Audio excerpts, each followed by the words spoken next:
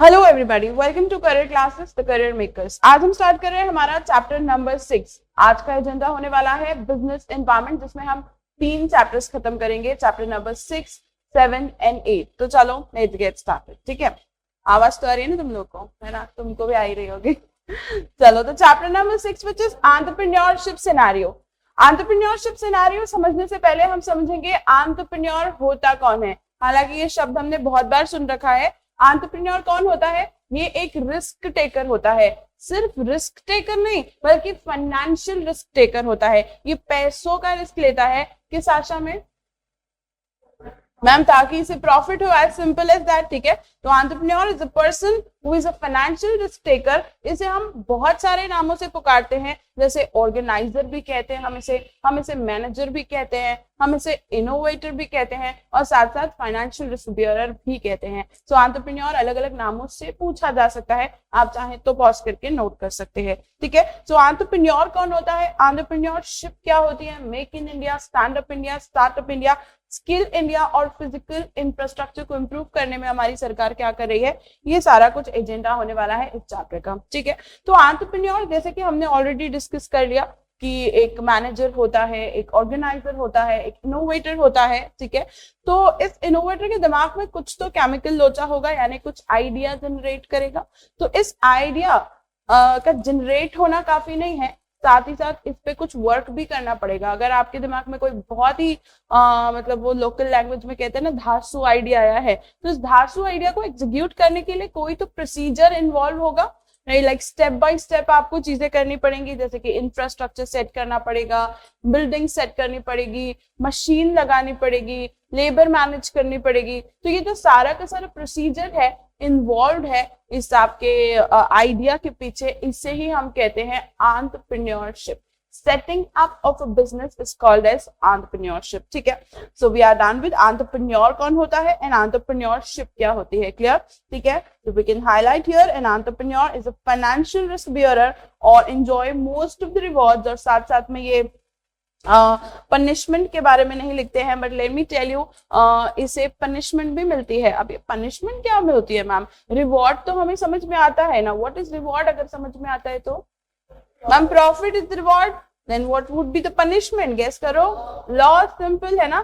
तो अगर एंटरप्रेन्योर को सारा का सारा प्रॉफिट मिलता है, तो सारा का सारा लॉस भी इसे मिलता है अगर होता है तो। ठीक है, तो this is about entrepreneur and entrepreneurship. Let's move forward to the government initiatives. आजकल एंटरप्रेन्योरशिप को बहुत बूस्ट किया जा रहा है हमारे देश में, और क्यों बूस्ट किया जा रहा है इसका रीजन है, हमारे देश से लोग बाहर जाते हैं, बाहर के देशों में जाते हैं for seeking the job, right? Job सीख करने के लिए लोग बाहर जा रहे हैं। क्यों जा रहे हैं? यहाँ पर क्यों नहीं जॉब जनरेट हो रही है?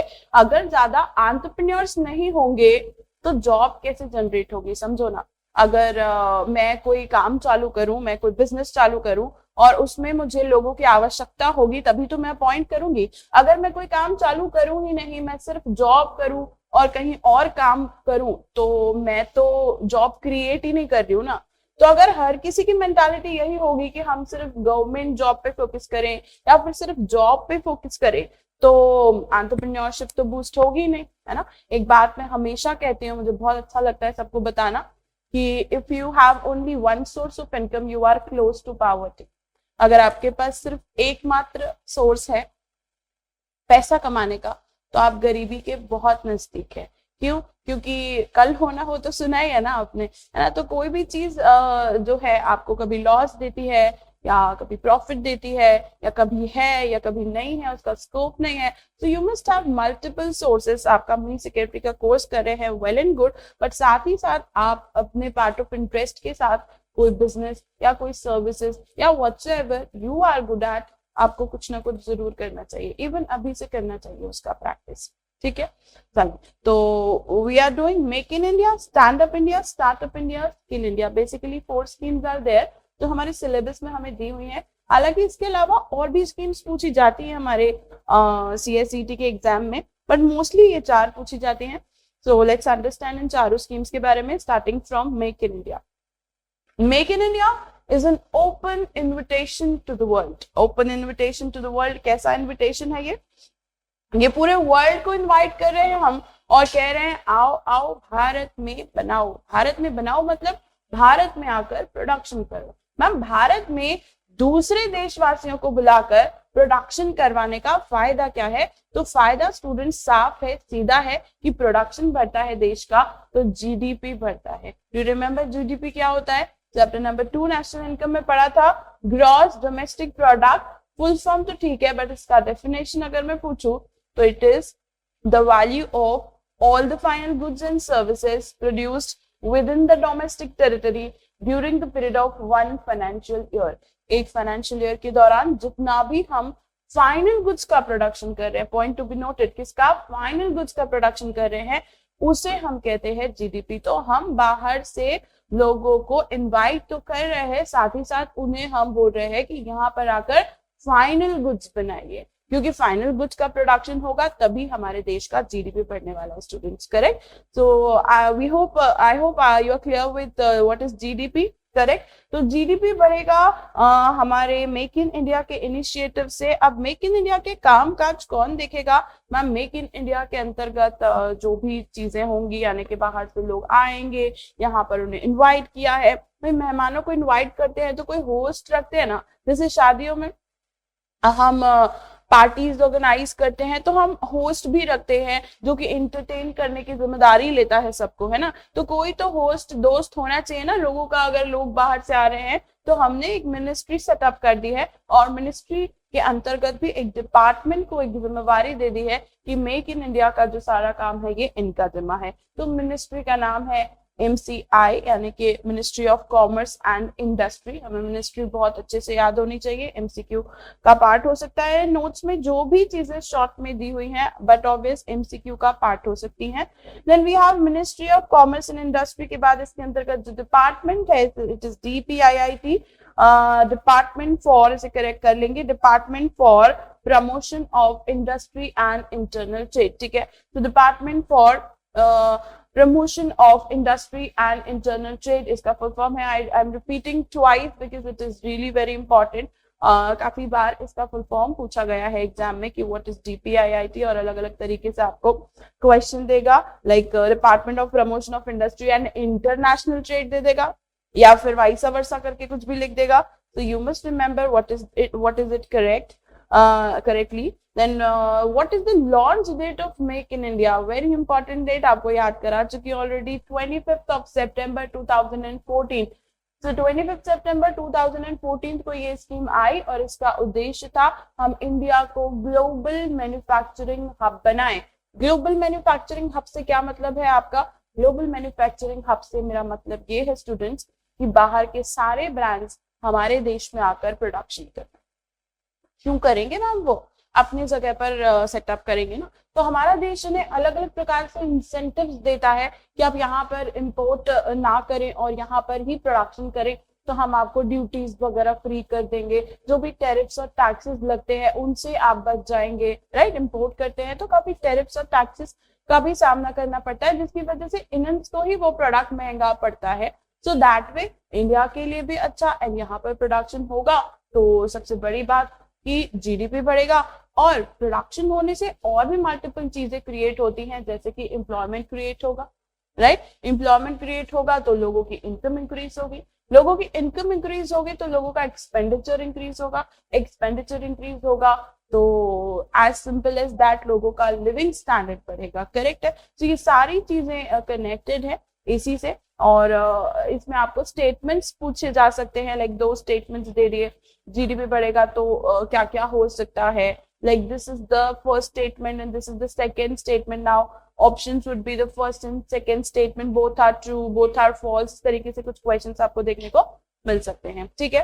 So let's move forward. यहाँ पर आप देख रहे हैं कि नेशनल प्रोग्राम है स्टूडेंट्स, ये डोमेस्टिक प्रोग्राम नहीं है, नेशनल प्रोग्राम है, यानी कि हम वर्ल्ड को इनविटेशन दे रहे हैं, सिर्फ हमारे देश को नहीं। यहाँ पर देश की तो बात ही नहीं है, हम वर्ल्ड को दे रहे हैं, मतलब बाहर के नेशंस को हम इनवाइट कर रहे हैं to come in India and produce over here. Right?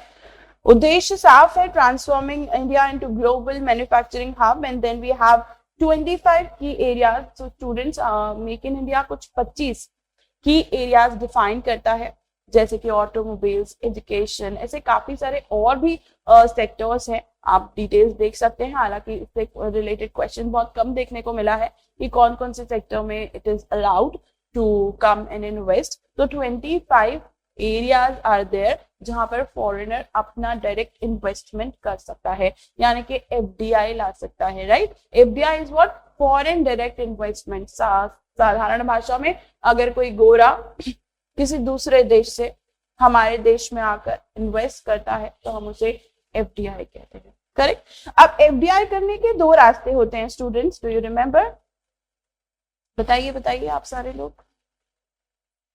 FDI करने के दो रास्ते बताए थे मैडम ने। एक बताया था, very correct, automatic route, and another is approval root.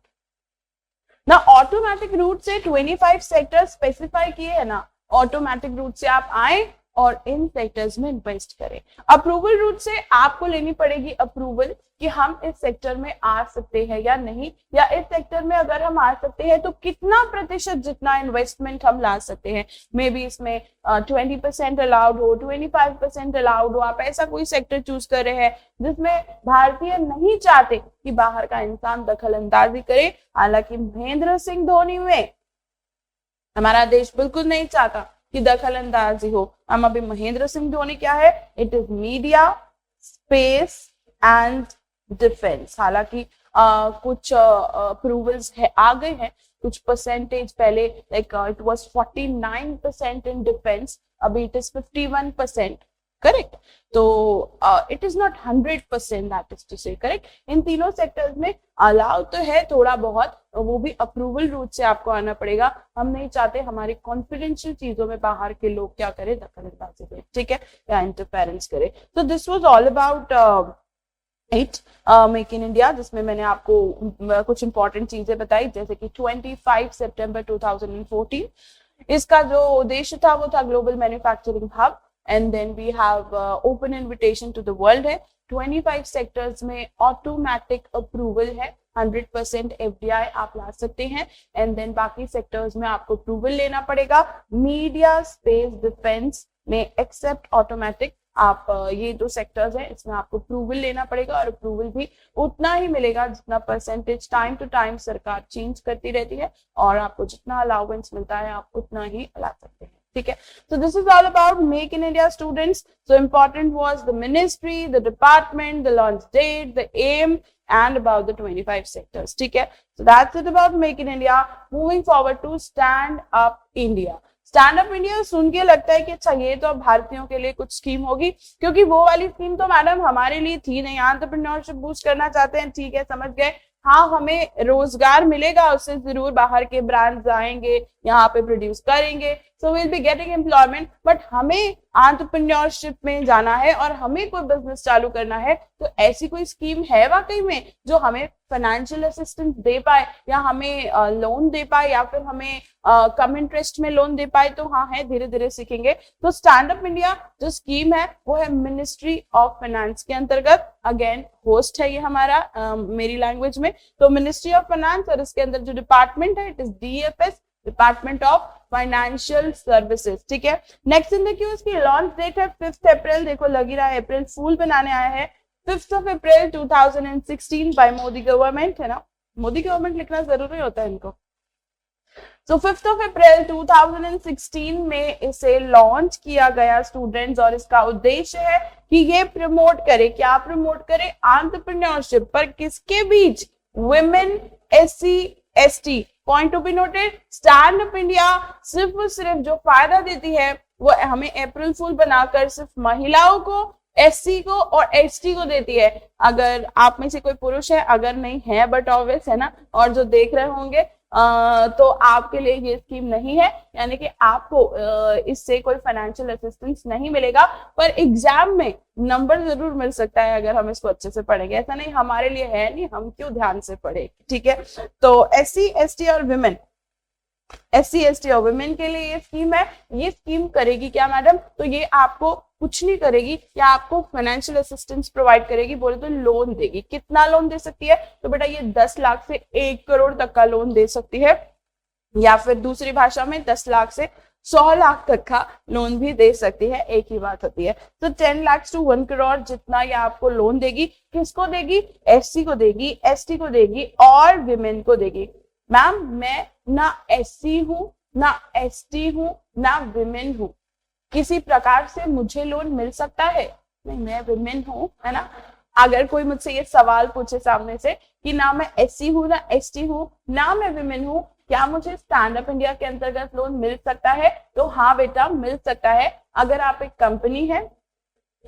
Company है और उसकी मैक्सिमम शेयर होल्डिंग किसी एससी, एसटी या विमेन की है तो आपको ये लोन मिल सकता है। इन तीनों की सेपरेटली होगी तो भी मिल सकता है, या इन तीनों की मिला जुला कर है तो भी स्कीम का आप फायदा ले सकते हैं। ठीक है, so this was all about stand up India. अभी इसमें किस प्रोजेक्ट में काम करें तो मैम हमें इसके अंतर्गत लोन मिलेगा? तो स्टूडेंट्स, ग्रीन फील्ड एंटरप्राइज होना चाहिए, हरा भरा प्रोजेक्ट होना चाहिए। मतलब ऐसा है क्या? नहीं बच्चों, ग्रीन फील्ड प्रोजेक्ट मतलब ऐसा काम जो आप पहली बार कर रहे हैं। ठीक है, now what is brown field project? तो ब्राउन फील्ड प्रोजेक्ट ऐसा काम है जो आप दूसरी तीसरी बार कर रहे हैं।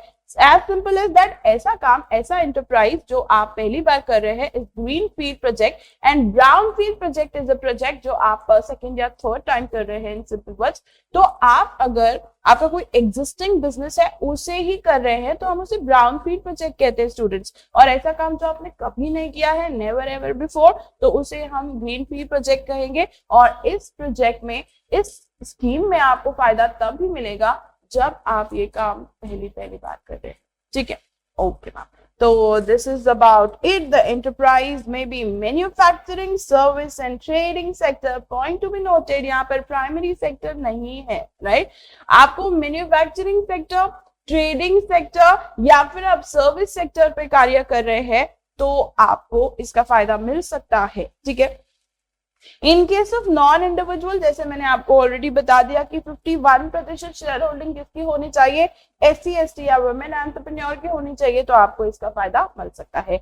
एलिजिबिलिटी की बात करते हैं। मैम मैं महिला हूं, आप लोग सब महिलाएं हैं जो बैठे हैं मेरे आगे, तो आप से मैंने पिछली बारी उम्र का तकाजा भी लिया था और आपने बताया था मुझे कि मैम मैं 16 साल की हूँ सिर्फ, है ना, स्वीट 16। तो अगर आप 16 साल के हैं तो आपको इस स्कीम का फायदा, आई एम सॉरी, नहीं मिल सकता, क्योंकि 18 साल का होना इसके लिए जरूरी है। तो सरकार मानती है कि इसके नीचे आप ना समझ हैं, बददिमाग हैं, है ना, है कि नहीं? नहीं, आपको नहीं कह रही हूँ, डोंट टेक इट अदरवाइज। मतलब 16 साल में इंसान को ना सही और गलत का फर्क नहीं होता है। आपको मैं जैसा सिखाऊंगी आप वैसा सीख जाएंगी, इतनी मेरी 100% गारंटी है। तो मेरी जिम्मेवारी बनती है कि मैं आपको सही सिखाऊं। ठीक है, और आपको नहीं समझ आएगा कि कौन गलत कह रहा है, कौन सही कह रहा है। आपको जो जो कहेगा आप बोलेंगे हाँ यार ये सही कह रही है या ये सही कह रहा है। Getting my point? I hope आप मेरा इशारा समझे। एससी, एसटी और वुमेन एंटरप्रेन्योर जो है वो अबव 18 होना चाहिए, 18 साल से ऊपर होना चाहिए। एंड देन लोन कब मिलेगा स्कीम का? जब आप हरा भरा प्रोजेक्ट, यानी पहली बार वाला प्रोजेक्ट कर रहे हैं, ग्रीन फील्ड प्रोजेक्ट कर रहे हैं, ब्राउन फील्ड नहीं कर रहे हैं। And again we have trading, service, manufacture. Same बात बार बार क्यों बताते हैं ये लोग हमें? 51% एससी, एसटी और वुमेन द्वारा होगा तो भी आपको मिल जाएगा। बोरोवर ने कोई केमिकल लोचा ना किया हो, बोले तो कोई डिफॉल्ट ना किया हो, अगर उसने पहले पास्ट में कोई लोन ले रखा है तो उसके इंस्टॉलमेंट्स पे करने में उसने डिले ना किया हो, उसका जो कहते हैं ना बैंक की लैंग्वेज में सिविल स्कोर, सिविल खराब ना हो उसका, है ना, तो उसने कोई डिफॉल्ट ना किया हो। साथ ही साथ लॉ में एक डिफॉल्ट लैंग्वेज अलग तरीके से समझाई जाती है, आप आगे सीखेंगे। हालांकि who is disqualified to be a director, इस तरीके से होता है। एलए में होगा शायद अभी भी आपको, या फिर आपको एग्जीक्यूटिव में आएगा डिटेल में।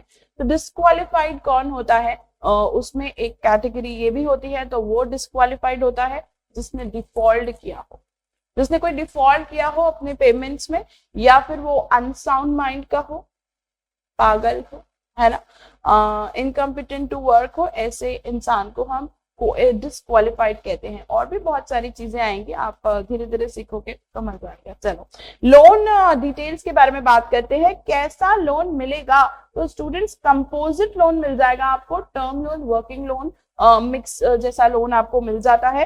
पर्पस क्या होने वाला है लोन का, तो नया नवेला एंटरप्राइज होगा तभी आपको लोन मिलेगा। मैन्युफैक्चरिंग, ट्रेडिंग और सर्विस होना चाहिए। साइज ऑफ द लोन की बात करें तो students 85% of the project cost आपको मिल जाएगा। मतलब अगर आपके प्रोजेक्ट का कॉस्ट 10 लाख है तो उसका 85% दैट इज 85,000 जितना आपको क्या मिल जाएगा, लोन मिल जाएगा। ठीक है, ओके।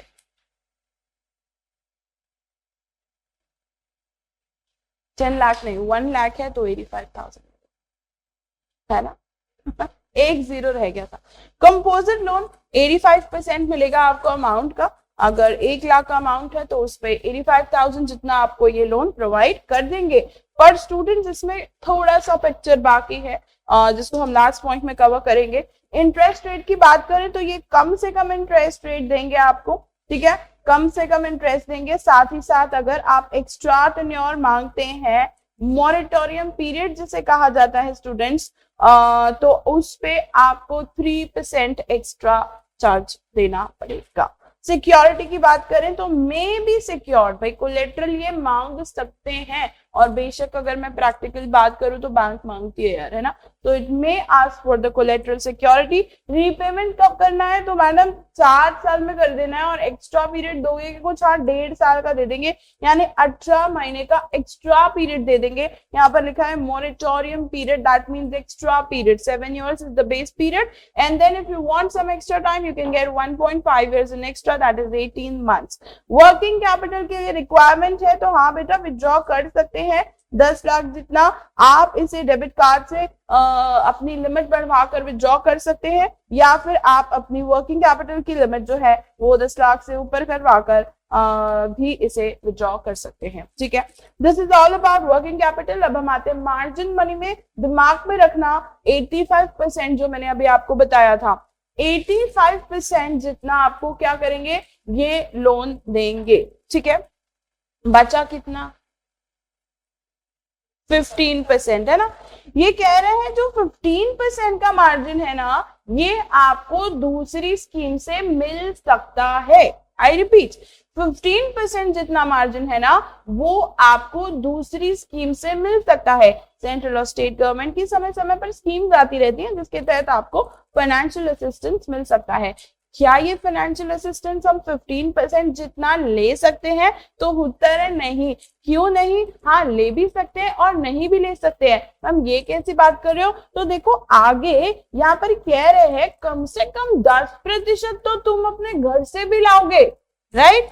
मतलब मैम 10% हम घर से लाएं, 15% हमने क्या कर लिया, दूसरी स्कीम से ले लिया, कितना हो गया मैम, 25 हो गया, करेक्ट। अब अगर 25 हो गया तो क्या वो हमें 85 देंगे,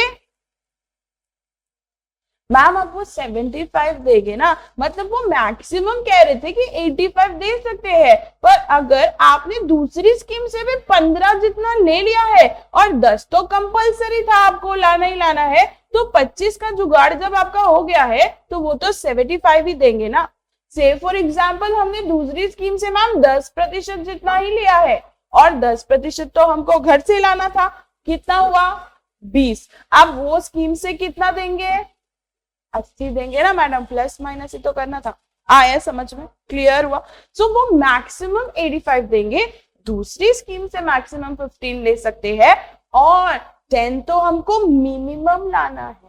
ठीक है, 10 तो हमको लाना ही लाना है, उसमें कोई संदेह है नहीं। Minimum contribution, own contribution would be 10%। भाई अपना पैसा नहीं लगा होता है ना, तो सरकार सोचती है इनका खुद का दिमाग नहीं चलेगा, लोन का पैसा है, आगे भाग जाते हैं, है ना। तो ऐसा आप ना करें, इसके लिए भाई खुद का कुछ का कंट्रीब्यूशन भी कुछ होना चाहिए। ठीक है, तो this is all about the margin money. हमने स्टूडेंट स्टैंड अप इंडिया कर लिया है समाप्त। स्टैंड अप इंडिया में मैंने आपको बताया इसकी launch date which was 5 April, year बोलो 2016। एम क्या था इसका, SC ST और विमेन को क्या करना, लोन प्रोवाइड करना। लोन कितना मिलेगा मैम, 10 से 1 करोड़ तक का मिलेगा। पेमेंट पीरियड क्या है मैम, 7 years और प्लस 1.5 years है। इंटरेस्ट रेट क्या होगा मैम, कम से कम होगा। अगर मैं एक्स्ट्रा टाइम मांगू तो 3% ज्यादा देना पड़ेगा। ठीक है, इसके अलावा क्या पढ़ा था, लोन किसके लिए मिलेगा मैम, ग्रीन फील्ड प्रोजेक्ट के लिए। ग्रीन फील्ड प्रोजेक्ट बताया था क्या इसमें, हाँ मैम बताया था आपने। और साथ ही साथ इसमें कौन से सेक्टर में लोन मिलेगा, तो मैन्युफैक्चरिंग, सर्विस एंड ट्रेडिंग। बोले तो प्राइमरी में नहीं मिलेगा। अगर मैं SC ST वुमेन नहीं हूं तो क्या मुझे लोन मिल सकता है, तो आंसर है यस मिल सकता है। अगर 51% ऑफ शेयर होल्डिंग किसकी है, SC ST या वुमेन की, तीनों की सेपरेटली या तीनों की मिला जुला कर चलेगा। ठीक है, तो this was all about stand up India. I hope आपके नर्व्स में घुस गया अब ये स्टैंड अप इंडिया। अब स्टार्ट करते हैं स्टार्टअप इंडिया। स्टार्टअप इंडिया का होस्ट और दोस्त जो है वो मेक इन इंडिया वाली स्कीम वाला ही है, मतलब वो ministry of commerce and industry, हाँ वो department of promotion of industrial internal trade, हाँ वही वाला। ठीक है, so the same ministry, the same department, again हमारी मोदी सरकार ने इसे लॉन्च किया था 16 जनवरी 2016। ठीक है, 16 जनवरी 2016 इसे लॉन्च किया गया। एम था इनका स्टार्टअप्स को प्रमोट करना, इनोवेशन को प्रमोट करना और साथ ही साथ एम्प्लॉयमेंट इंक्रीज करना। राइट, हम चाहते हैं हमारे देश में इनोवेशन हो। हमारा देश आज भी जापान, जर्मनी, चाइना इनसे टेक्नोलॉजी में बहुत पीछे है। करेक्ट, तो टेक्नोलॉजी इंप्रूव हो, इनोवेशन आए हमारे देश में, इसको प्रमोट करने के लिए we have startup India which was launched in the year 2016, 16 January. ठीक है, क्या बेनिफिट्स हैं, तो बेटा कुछ फाइनेंशियल बेनिफिट्स हैं पेटेंट से related. Now what is patent? Patent समझाने से पहले मैंने आपको 3 चीजें बता दी थी जो IPR के अंतर्गत आती है ना। What is IPR? IPR is intellectual property rights. इसमें हमने 3 चीजें पढ़ी थी, हालांकि इसमें और भी चीजें होती है। फिलहाल हमने देखी है patent, copyright and trademark. Students, patent अगर आप कोई इनोवेशन लेकर आते हैं तो आपको पेटेंट करवाना होता है, और आप पेटेंट कराते हैं तो आपकी इजाजत के बिना कोई भी आपका ये जो इनोवेशन है वो यूज नहीं कर सकता। कॉपीराइट की बात करें तो जो आपका कंटेंट है उस पे आप कॉपीराइट क्लेम कर सकते हैं। जैसे अगर आप YouTube में मेरा ये वीडियो देख रहे हैं और YouTube में और भी तमाम वीडियोस देखते हैं, ऐसे कोई कॉपी करके अपने पेज पे अपलोड करता है तो हम इस पे कॉपीराइट क्लेम कर सकते हैं। ठीक है, किसी का कंटेंट चुराना, कोई ऑथर है उसकी बुक का कंटेंट चुराना, जैसे ये मेरे नोट्स हैं दे आर सोनली मेड बाय मी, इनसे अगर कोई कॉपी करता है so this is also subject to copyright claim। ठीक है, next in the queue we have trademark। Trademark किस पे होता है स्टूडेंट्स? नाम पे होता है, साइन पे होता है। there is a sign जो आप ऊपर देख सकते हैं करियर क्लासेस का, और करियर क्लासेस का जो लोगो आप देख सकते हैं, नाम देख सकते हैं, it is our registered brand. और इसे अगर कोई कॉपी करके इसी नाम से कोई कोचिंग इंस्टीट्यूट चलाता है so we can like ask if we can sue them, और हम उसके अगेंस्ट FIR करके हम केस फाइल कर सकते हैं। ठीक है, तो this is about IPR। IPR में हमने 3 चीजें पढ़ी और फिलहाल के लिए हमें ये पेटेंट कॉस्ट पे कुछ बेनिफिट दे रहे हैं। क्या बेनिफिट दे रहे हैं? तो स्टूडेंट्स, पेटेंट पे जो कॉस्ट लगती है वो बहुत ज्यादा होती है, इसके लिए कोई रजिस्टर नहीं करता। इनोवेशन तो लेकर आ गए, हम रजिस्टर नहीं कर पा रहे, भैया बहुत पैसा लग रहा है, पहले हमें बिजनेस सेटअप करने में बहुत पैसा लग गया है, हम इस पेटेंट में क्यों अपना पैसा बिगाड़े। तो सरकार आपको 80% छूट दे रही है, 80% रिबेट दे रही है किस पे? पेटेंट की कॉस्ट पे, ताकि लोगों के लिए आसान हो काम। तो ये हो गया आपका financial benefit number 1। Number 2 we have income tax benefit. Students, 3 साल तक आपको इनकम टैक्स देने की जरूरत नहीं है, साथ ही साथ आपका कुछ कैपिटल गेन में फायदा होता है तो भी आपको देने की जरूरत नहीं है। ऐसा इसके लिए नहीं कि मैंने कहा, ऐसा इसके लिए कि जब आप इंटर मिनिस्ट्रियल बोर्ड से इसका सर्टिफिकेट ले लेंगे ना, फिर आप ये कर सकते हैं। ऐसा नहीं, मैडम ने कहा था हमने स्टार्टअप इंडिया के अंतर्गत कोई बिजनेस चालू किया है तो इनकम टैक्स बेनिफिट मिलेगा ही मिलेगा। यार मिलेगा, पर फिर भी एक सर्टिफिकेट ले लो किससे? इंटर मिनिस्ट्रियल बोर्ड से, कि हम स्टार्टअप इंडिया स्कीम के तहत कोई इनोवेशन लेकर आए हैं और इस स्कीम के तहत हम कोई बिजनेस स्टार्ट कर रहे हैं। ठीक है, so then you will get these exemptions। Then we have registration benefits। Now what are the registration benefits? हम single doubt and problem solving window लेकर आए हैं ताकि आपको कोई परेशानी ना हो। अगेन इनका एक पर्सनल होस्ट जो कि आपको सारी प्रॉब्लम्स का सोल्यूशन देगा। ठीक है, सिंगल विंडो जो कि आपकी कोई भी प्रॉब्लम होगी उसको सॉल्व करेगी। गवर्नमेंट टेंडर, जैसे हम हिंदी में गवर्नमेंट के ठेके कहते हैं, गवर्नमेंट टेंडर्स अगर कोई है और इसमें आपने सुना होगा कि सालों से काम करता हुआ होगा, या इसके कनेक्शंस होंगे, या इनकी ऊपर तक पहुंच होगी, जुगाड़ होगा, उनको ही टेंडर मिलते हैं। तो ऐसा नहीं है, नए एंटरप्राइजेस को भी मौका दिया जा रहा है। सो न्यू एंटरप्राइजेस को स्टार्टअप में प्रायोरिटी मिल रही है, गवर्नमेंट टेंडर्स इन्हें मिल रहे हैं। They require no prior experience, और प्रायर एक्सपीरियंस की भी कोई जरूरत नहीं। ठीक है, last in the queue we have huge network opportunity, है ना, ह्यूज नेटवर्क अपॉर्चुनिटी।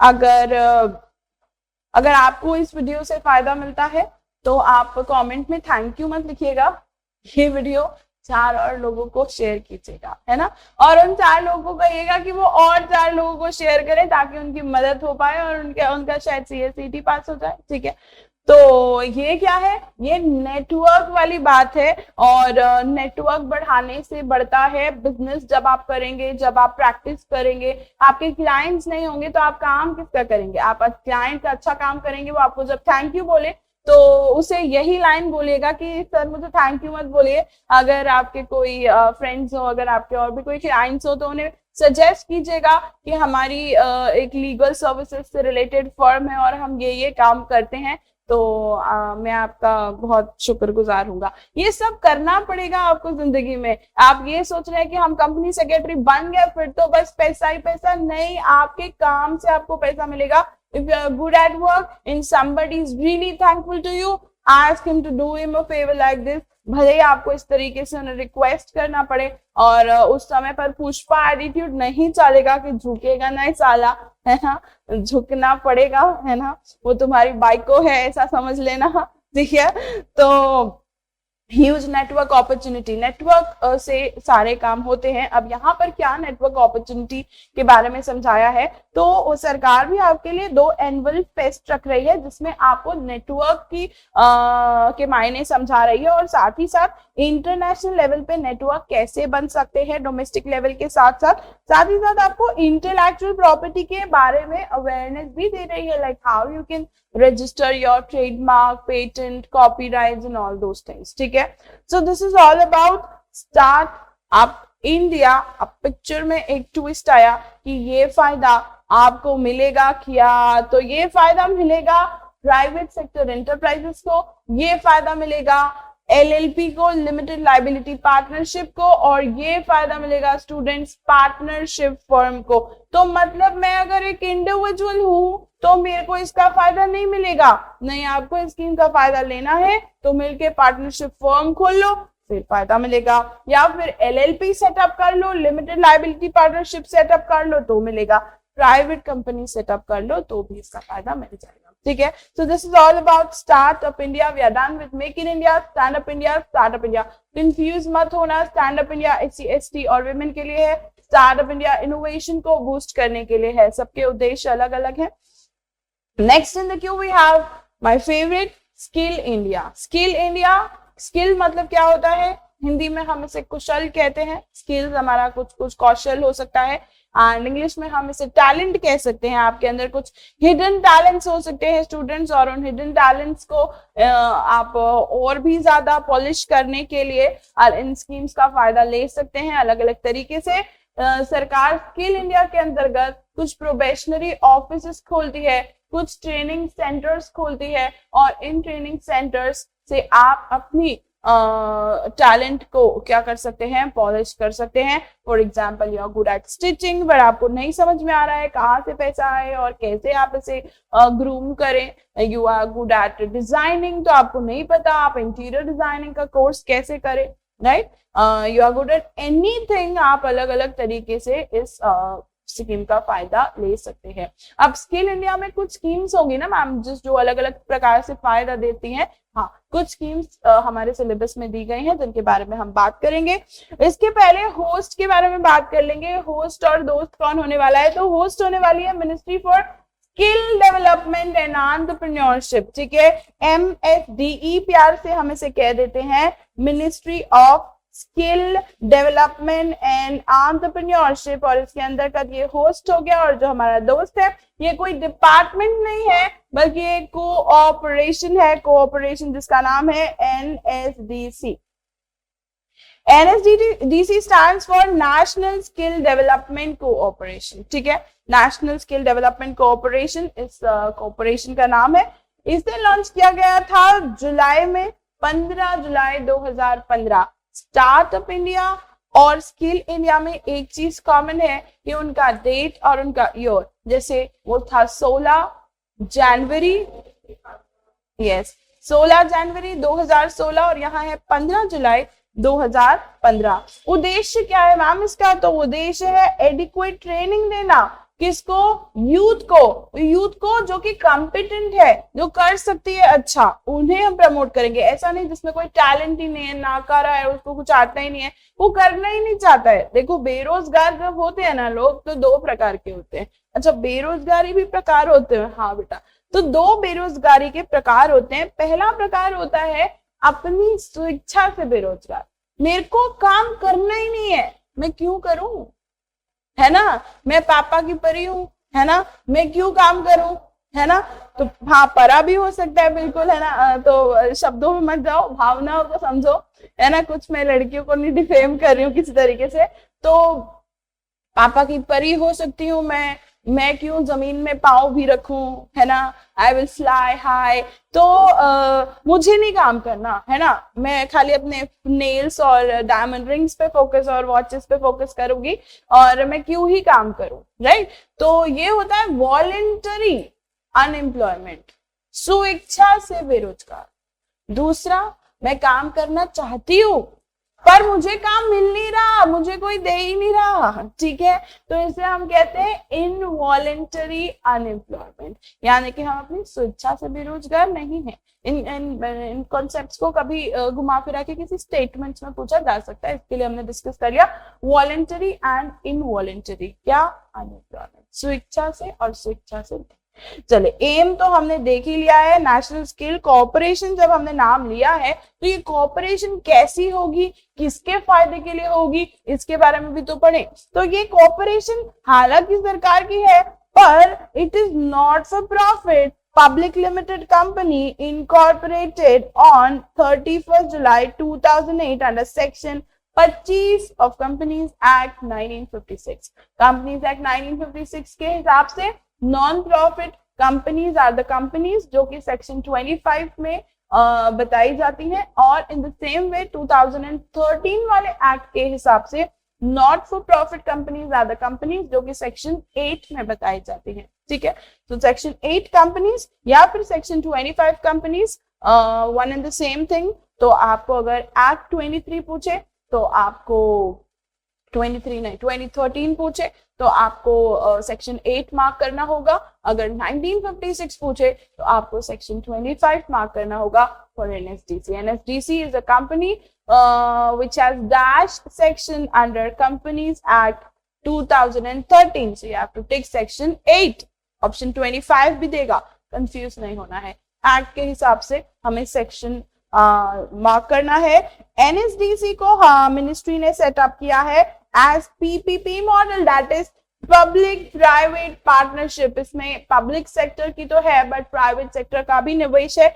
किसका कितना निवेश है, let's understand. Government of India through ministry of skill development entrepreneurship holds 49% students, और मैक्सिमम प्राइवेट सेक्टर का है which is 51%, while private sector has a balance of 51% of the share capital।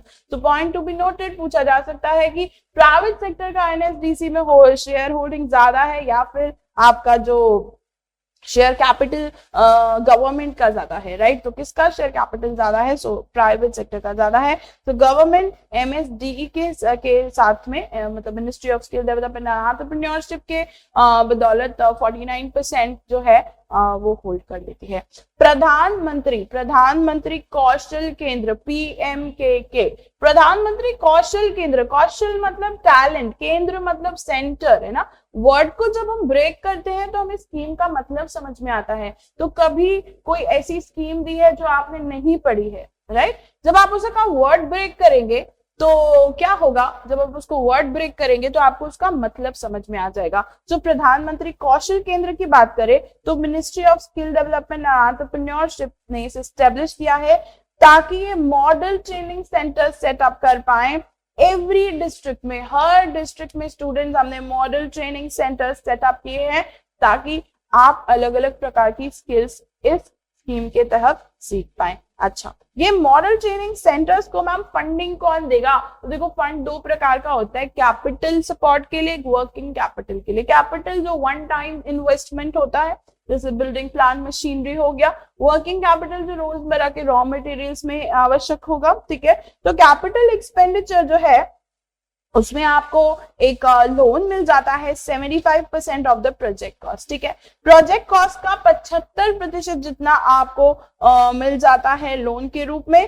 Training, infrastructure भी बताया है इन्होंने कि क्या क्या आता है कैपिटल एक्सपेंडिचर में। तो कैपिटल एक्सपेंडिचर में जो कुछ भी आता है उसका 75% जितना ये आपको सैंक्शन कर देंगे।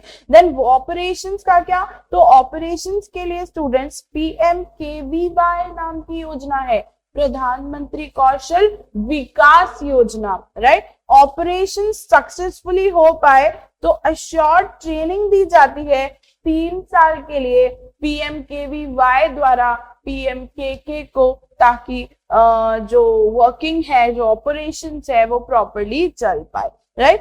As per the norm subject to the capacity and utilisation of the centre. Centre कितना बड़ा है इस पे डिपेंड करेगा कि आपको कितने समय तक के लिए आपको ये ट्रेनिंग दी जाएगी, ठीक है। सो ऑपरेशनल सपोर्ट इस तरीके से मिल जाते हैं कि कार्य जो है वो किस तरीके से होगा यहाँ पर। Now moving forward to some international schemes. International schemes, इनके बारे में बात करने से पहले let's understand about some international norms and international gestures जो हम शायद नहीं समझते हैं।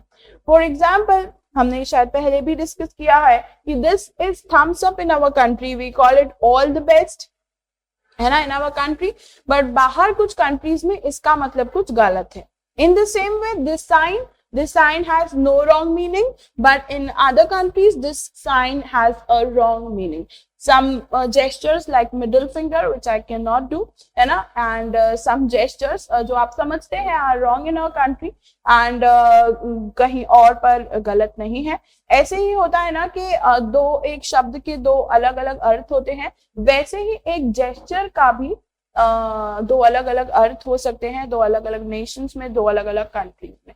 इन आवर कंट्री हम गुड मॉर्निंग विश करते हैं, in Korea they wish good morning with 90 degree bending, है ना।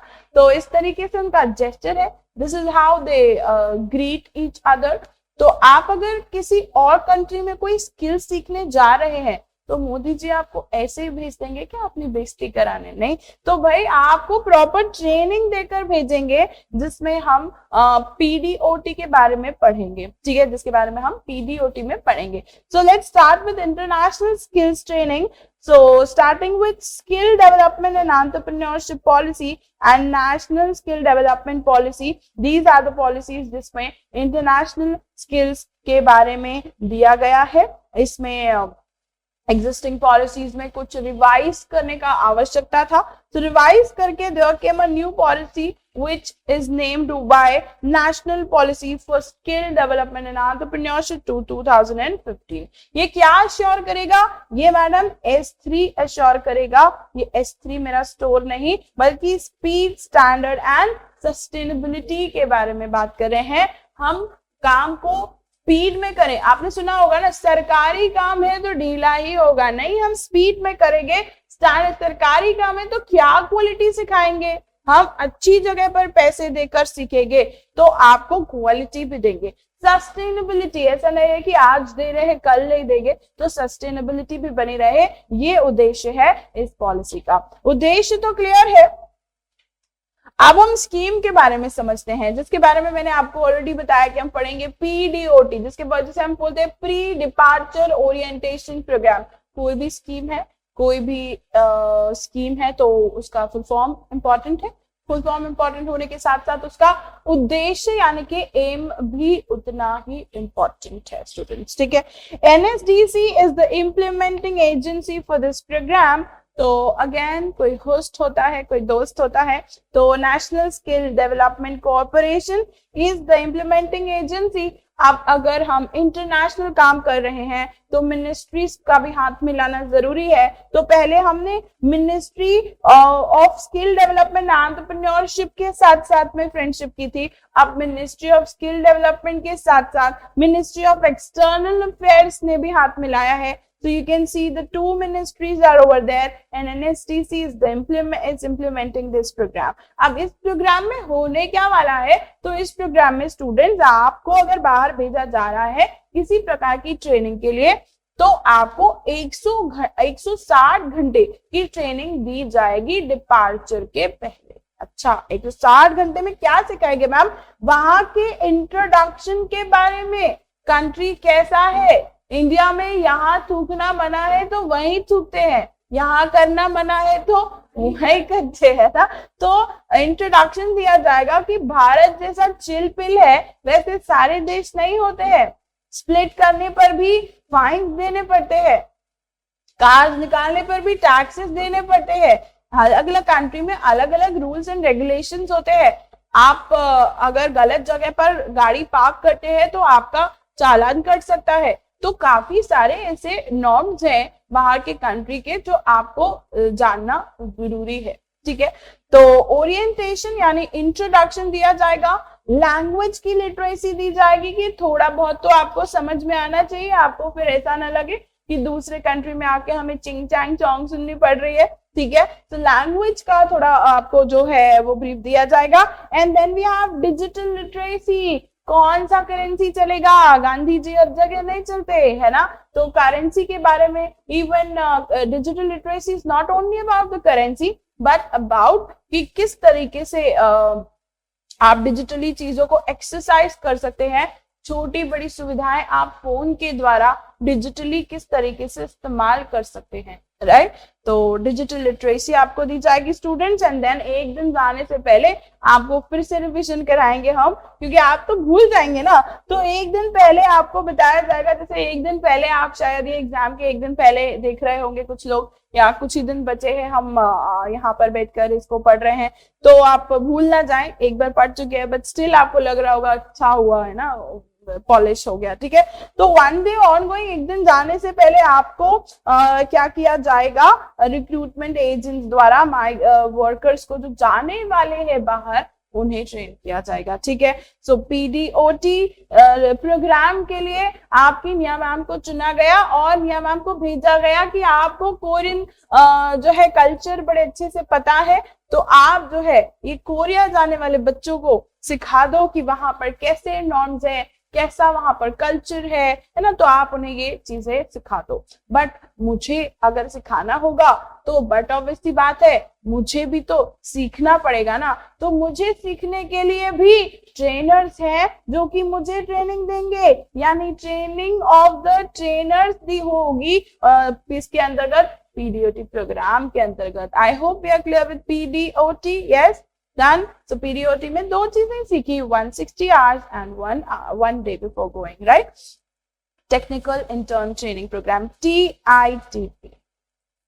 जापान से हम टेक्निकल चीजों में बड़े दूर हैं, है कि नहीं, है ना। Japan is way far away from our technical things, है ना। तो चूंकि जमीन आसमान का फर्क है, क्योंकि हमें सीखना है कि क्या क्या जो है इम्प्रूवमेंट्स आए हैं बाहर के देशों में और कैसे हम भी उसे अडॉप्ट कर सकते हैं, कैसे हम भी हमारे देश में टेक्नोलॉजी को इवॉल्व करके सारी चीजें कर सकते हैं। तो ये एक बात थी हमें जापान से सीखने के लिए। और दूसरी, जापान में या बाहर के कंट्रीज में वर्कर्स, हेल्पर्स, और अगर हम बात करें कि जिन्हें अगर हम कहें कि जो हेल्प कर रहे हैं, या फिर अगर मैं कहूँ मैन पावर, है ना, ये बहुत आसानी से नहीं मिलती है, या ये बहुत कॉस्टली अफेयर है उनके लिए, बहुत महंगा पड़ता है मैनुअली कोई काम कराना। वो मशीनों पे इतना निर्भर है और मशीनें ही सारा काम कर देती हैं कि अगर हम इंसान से काम कराने जाएंगे वो बड़ा महंगा पड़ेगा, है ना। और इसके लिए हमारे पास चूंकि 138 करोड़ की भर के जनसंख्या है, राइट, तो मे बी मोर, तो इस जनसंख्या का प्रयोग मोदी जी ऐसा कर रहे हैं कि आप अगर कॉम्पिटेंट यूथ हैं तो हम आपको बाहर भेजेंगे। उनके लिए फायदा ये हुआ कि उन्हें मैन पावर मिल जाएगी, हमारे लिए फायदा ये हुआ कि हम उनकी टेक्नोलॉजी सीख कर आ जाएंगे। तो जापान अब भेजा जाएगा स्टूडेंट्स इनको TITP प्रोग्राम के अंतर्गत स्पेसिफिक 3-5 साल के लिए। और ऑब्जेक्टिव क्या है? To ensure most competent youth is selected to send to Japan to participate in TITP में पार्टिसिपेट करने के लिए जो कॉम्पिटेंट यूथ है, जो वाकई में सीखना चाहती है, उसे भेजा जाए। यहाँ पर कुछ मिनिस्ट्रीज है टू रीड, आप देखिएगा कि इसमें क्या क्या चीजें दी हुई है। ठीक है, then that's about TITP. Then we have last in the queue investment in physical infrastructure. Physical infrastructure में इन्वेस्टमेंट के लिए हमारी सरकार क्या क्या कर रही है? तो 100% FDI अलाउ किया है 25 सेक्टर्स के अंतर्गत। एंड कोई भी अगर ऐसा नंबर है जो आपको एस्टिमेट दे रहा है आगे आने वाले सालों के लिए, तो ये क्वेश्चन में नहीं पूछा जाएगा, इसकी 100% गारंटी है मेरी। करेक्ट, कि आने वाले साल में हम एक्सपेक्ट कर रहे हैं कि इतना ग्रोथ हम देख रहे हैं, तो ऐसा क्वेश्चन नहीं पूछा जाता है। हाँ, जो फैक्ट है वो फिर भी पूछा जा सकता है, पर जो हो सकता है द एस्टिमेट जैसे एक्सपेक्टेड दिया हुआ है 25 का GDP 10.4%, not to be asked. ठीक है, तो ऐसी चीजों को मैं स्किप करूंगी और आगे मैं हाईलाइट नहीं करूंगी। तो आप समझ जाना कि मैम ने ये पैराग्राफ छोड़ा है for a reason के it is not so important for exam point of view. Then we have PM गति शक्ति, जिसमें 7 engines है जो आइडेंटिफाई किए हैं। Important engines are road, railways, airports, ports, mass transport, waterways, logistic and infrastructure. Logistic infrastructure. ठीक है, so these are the 7 project जो PM गति शक्ति में हम फोकस कर रहे हैं। और इन पे फोकस करते हुए हमने रोड ट्रांसपोर्ट में कितना एक्सपेंशन किया है, अगेन मैं नंबर्स नहीं बोल रही हूँ पढ़ के भी, क्योंकि it is not so important.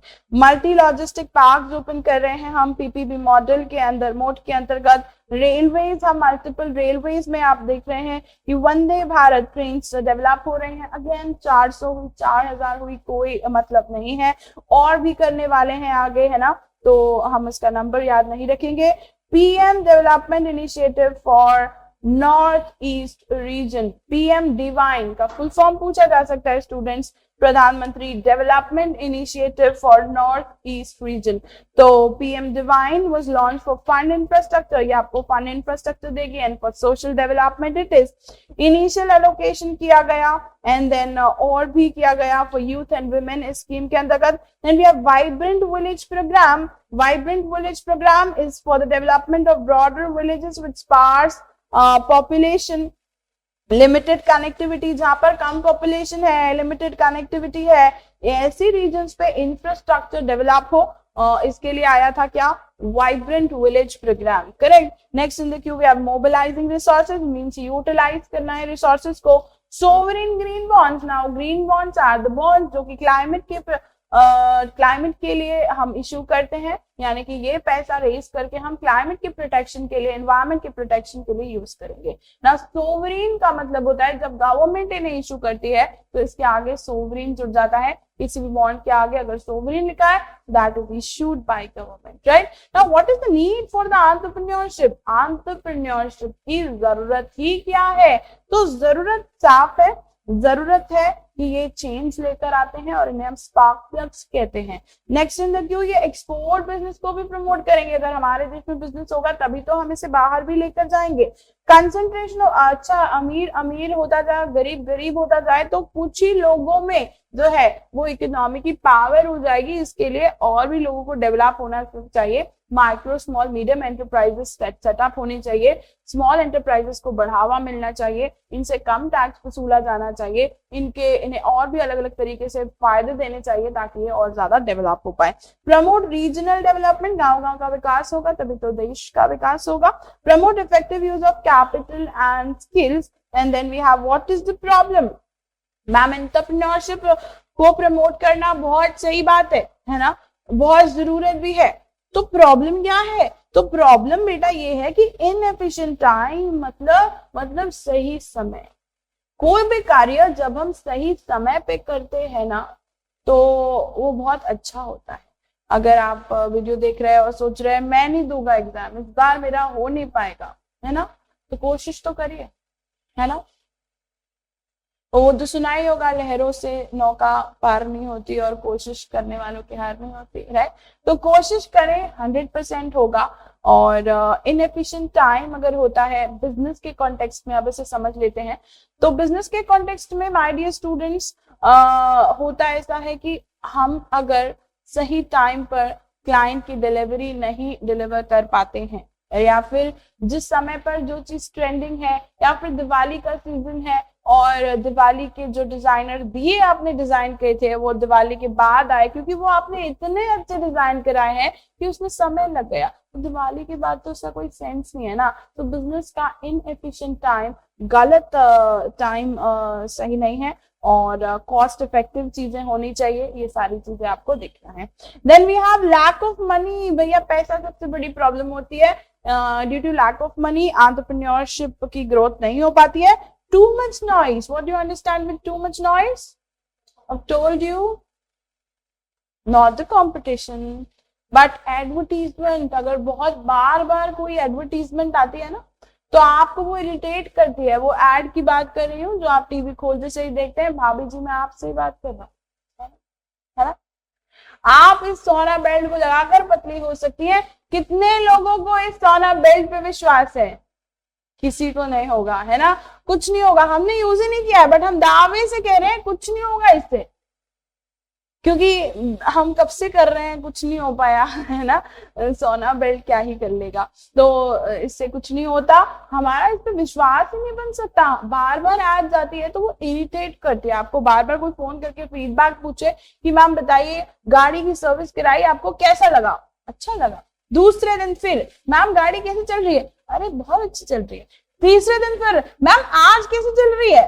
तो इसको ना फोन में घुस के मारने का दिल करता है यार, रोज पूछेगी क्या दूसरी सर्विस तक, है ना। तो अगर बार बार भी आप क्या करते हो, टच करते हो और बार बार आप कनेक्ट करते हो, दैट इज टू से, तो आप इरिटेट होते हो, क्लाइंट गेट्स इरिटेटेड। तो too much advertisement is too much noise in the business. Then we have small network. Network से कैसे काम बनता है मैंने आपको अभी अभी सिखाया। तो small network is a problem.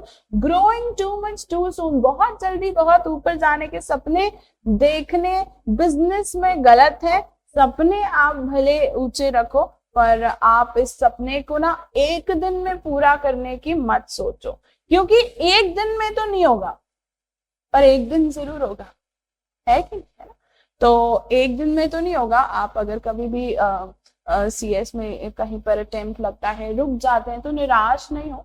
और एक दिन में नहीं होता है, पर एक दिन जरूर होता है। बशर्ते आप इसको उस तरीके से ना ले जाएं कि मैम ने कहा था एक दिन होगा, हम सालों साल मतलब 10 साल तक लगे हुए हैं। अरे बेवकूफो, कहीं अपनी गलती देखो, है ना, पढ़ो इसको, है ना। और CSET तो बिल्कुल एक बार में होगा, इतनी गारंटी, अगर आप एक बार पढ़ते हो तो, है ना। एक बार भी आप पढ़ते हो ना तो एक बार में ही होगा, बशर्ते आपने पढ़ा हो, ठीक है। चले, तो growing too much too soon. अब यहाँ पर तो मॉड्यूल के हिसाब से चैप्टर हो जाता है खत्म। अब मैंने आपको कुछ इंपॉर्टेंट टर्मिनोलॉजीज दी हुई है।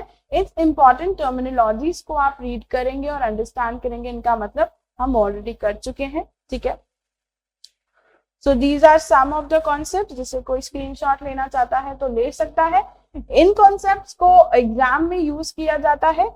बहुत ही आसान शब्द है, आप इनको रीड करते से ही आपको इनका मतलब समझ में आ जाएगा। सो हैव अ लुक इसमें क्या क्या है, और आप इसे रीड कर लेंगे तो आपको शायद क्वेश्चंस में मदद मिले, ठीक है। So that's it about chapter number 6। चलिए, let's get started with our chapter number 7, which is business environment. Business किया और बिजनेस एनवायरनमेंट नहीं सीखा तो क्या ही सीखा, है ना। तो बिजनेस कर रहे हैं तो बिजनेस एनवायरनमेंट के बारे में हमें बेशक पता होना चाहिए कि एनवायरनमेंट में क्या चल रहा है। एनवायरनमेंट के हिसाब से बिजनेस करेंगे तो हमारा बिजनेस बहुत अच्छा होगा। अब एनवायरनमेंट के हिसाब से बिजनेस करने का मतलब क्या है, ये सारा कुछ हम इस चैप्टर के अंतर्गत समझने वाले हैं। So let's begin with this chapter, business environment. Business environment समझने से पहले स्टूडेंट्स हम दो फैक्टर्स के बारे में बात करेंगे। There are two type of factors, internal and external. Internal factors are those factors which are under the control of the organization। अगर एक ऑर्गेनाइजेशन में दो मैनेजर्स की लड़ाई हो जाती है तो बॉस के पास अधिकार है कि इन दोनों मैनेजर्स को उठा के बाहर फेंक सकता है, करेक्ट है। So it is under the control, internal factors are under control. In the same way external factors का हम कुछ नहीं कर सकते, सिर्फ सर ही पीट सकते हैं। So external factors are the factors जो हमारे कंट्रोल में नहीं। तो क्वेश्चन आता है अक्सर कि बिजनेस एनवायरनमेंट इंटरनल फैक्टर्स होते हैं या एक्सटर्नल। तो देखा जाए तो ये दोनों ही होते हैं, इंटरनल भी होते हैं, एक्सटर्नल भी होते हैं। और इंटरनल फैक्टर्स हमारे कंट्रोल में होते हैं, इसके लिए हमेशा डेफिनेशंस में आप देखेंगे जिक्र एक्सटर्नल फैक्टर्स का किया जाता है, राइट। सो बिजनेस एनवायरनमेंट का अगर हम मीनिंग देखें, सो ये वो फैक्टर्स हैं, ये वो फोर्सेस हैं, ये वो इंडिविजुअल्स है, ये वो इंस्टीट्यूशंस है जो कि हमारे कंट्रोल के बाहर है। So these are the factors and forces, individuals and institutions which are outside the control of an organization. Organization के कंट्रोल के बाहर होने वाले फैक्टर्स को हम बिजनेस एनवायरनमेंट कहते हैं क्योंकि इनका इम्पैक्ट पड़ता है एनवायरनमेंट में। अब हम बिजनेस एनवायरनमेंट के फीचर्स के बारे में समझेंगे। एक मेमोरी ट्रिक बनाया है ताकि सारे नाम याद रख सकें आप, अगर रखना चाहें तो। हालांकि आपको सारे नाम कोई लिखने नहीं है जाके एग्जाम के अंतर्गत, but still C for complexity, R for relativity, U for uncertainty, I for interrelation, S for specific and general forces, E for external forces and D for dynamic। एक एक करके हम सारी चीजों को समझेंगे, स्टार्टिंग फ्रॉम कॉम्प्लेक्स। बचपन में आप लोगों ने ये गेम खेला होगा, है ना। मुझे बड़ा कॉम्प्लेक्स लगता था इसको पास करना, इस लेवल को पार करना। तो कॉम्प्लेक्स यानी कि it is difficult to scan the environment. Environment को स्कैन करना थोड़ा मुश्किल होता है, हम नहीं पता लगा सकते कि आगे क्या होने वाला है। We can not scan the environment, right. तो it is complex. Business environment को हम कॉम्प्लेक्स फीचर से समझते हैं क्योंकि हमें नहीं पता है कि आगे क्या होने वाला है। Next in the queue we have relativity. इस पिक्चर में आप देख रहे हैं एक नीला आसमान और अलग अलग प्रकार के मारिया, है ना। इसमें बिजनेस से कनेक्ट करके मैंने इसे इस तरीके से आपको समझाया था, जहां पर मैंने आपको बताया था कि यार सेम कंडीशन की वजह से अलग अलग प्रभाव पड़ सकता है। एग्जाम्पल लिया था हमने लॉकडाउन का। लॉकडाउन हुआ था बट प्रभाव लोगों पे अलग अलग पड़ा था, राइट। किसी के पास खाने के लिए नहीं था तो कोई अपना फैमिली टाइम एंजॉय कर रहा था, कोई परेशान हो रहा था, अपनी सेविंग खत्म हो गई थी किसी की, तो कोई अपना बैंक बैलेंस जो कभी यूज नहीं कर पाता था उसे आज यूज करने का मौका मिला, है ना। तो होता है ना लोगों के पास बहुत पैसा पर पैसा यूज करने का समय नहीं है, right. So relativity, same condition but different impact on different people. Relativity के बाद स्टूडेंट समझेंगे अनसर्टेनिटी, क्या होने वाला है ये प्रिडिक्ट कर ले हम कर तो सकते हैं बट वो 100% एक्यूरेट हो वो जरूरी नहीं है। हमने जो प्रिडिक्ट किया है वो 100% एक्यूरेट हो ये जरूरी नहीं है। इसकी आंखों में आपको जो दिखाई दे रहा है ना, तो इनकी आंखों में जो आपको दिखाई पड़ रहा है वो सच्चाई है या झूठ है वो तो इसके प्रेडिक्शन के बाद ही पता चलेगा, ठीक है। अनसर्टेनिटी के बाद next in the queue we have inter relation. Students, forces और फैक्टर्स का इंटर रिलेशन है। अगर आप फिटनेस फ्रीक हो रहे हैं और धीरे धीरे आप जिम वगैरह जाना चालू कर रहे हैं तो फिर आपको लगेगा कि यार नहीं यार बड़ी मेहनत करनी पड़ रही है, हम मीठा ना खाएं, है ना। तो आपके लिए स्वीट्स का जो डिमांड है वो कम हो जाता है। आपके लिए फिटनेस से रिलेटेड जो भी प्रोटीन शेक्स है और स्प्राउट्स है ये सारी चीजें आप अचानक से कंज्यूम करने लग जाते हैं। तो फोर्सेस और फैक्टर्स जो है वो इंटर रिलेटेड होते हैं। Next in the queue we are specific and general forces. Very very important point students. Specific, जब इम्पैक्ट आपके बिजनेस में पड़ता है किसी पर्टिकुलर इंस्टीट्यूट की वजह से, किसी पर्टिकुलर इंडिविजुअल की वजह से, किसी पर्टिकुलर सप्लायर की वजह से। I repeat, specific factors are the factors जो किसी इंडिविजुअल की वजह से, सप्लायर की वजह से, कॉम्पिटिटर की वजह से, इन्वेस्टर की वजह से, हमने अलग अलग लोगों के नाम लिए आप देख रहे हैं ना। मुझे पता है मेरा बिजनेस मेरे सप्लायर की वजह से खराब हुआ है, इसने समय पर मुझे रॉ मटेरियल नहीं दिया। मुझे पता है मेरा बिजनेस इन्वेस्टर की वजह से खराब हुआ है, मुझे इसने समय पर पैसा नहीं दिया। मुझे पता है मेरा बिजनेस कॉम्पिटिटर की वजह से खराब हुआ है, क्योंकि कॉम्पिटिटर ने मेरे बिजनेस के खिलाफ कुछ षड्यंत्र रचा या फिर whatsoever it could be. So the reason is a specific person and the impact is also on a specific enterprise. Getting my point? तो ऐसे हम कहते हैं specific factor. Then moving forward to general factors. तो general factor में students we have a code word called pestle, जिसके बारे में हम आगे पढ़ेंगे.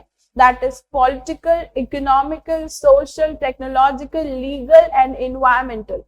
Pestle factors की वजह से अगर जो प्रभाव पड़ता है वो सिर्फ किसी एक बिजनेस पे नहीं बल्कि सारे ही बिजनेसेस पे पड़ता है.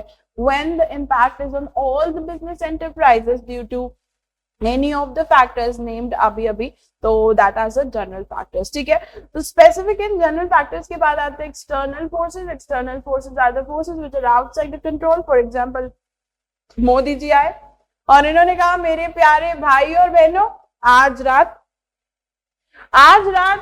8 बजे से लॉकडाउन लगने वाला है. ठीक है, तो जितने बजे से भी जो भी ये बोलेंगे भाई हमारा विधि का विधान है, आप जो कहें है ना, आप आए और कहें आज रात 9 बजे से जो ये 500 और 1000 के नोट है ये बंद बंद बंद, है ना. लोगों को टेंशन हो गई थी, मेरे पास एक नोट है अब क्या होगा, है ना.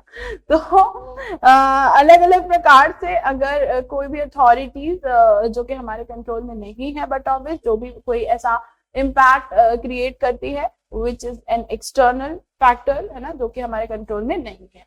Next in the queue we have dynamic situations in the environment keep on changing. Environment में जो सिचुएशन है वो बदलती रहती है और एनवायरनमेंट की जो कि सिचुएशन समय समय पर अलग होती है. फॉर एग्जाम्पल इस पिक्चर में आप देख सकते हैं कि condition in the environment keep on changing लिखा हुआ है. साथ ही साथ 2 पिक्चर्स बनी हुई है जहां पर आप ताजमहल और फिर ताजमहल देख रहे हैं, आप ये राजपथ और फिर राजपथ देख रहे हैं. पर इन दोनों पिक्चर्स में एक फर्क है. फर्क के बारे में आप सोचिए और आप भी सोचिए. ठीक है, और फर्क आपने सोचा होगा और आपको ये दिखा होगा शायद कि, है ना, अब तो हमें पता है, हम तो पढ़ चुके हैं, हम तो रिवीजन कर रहे हैं.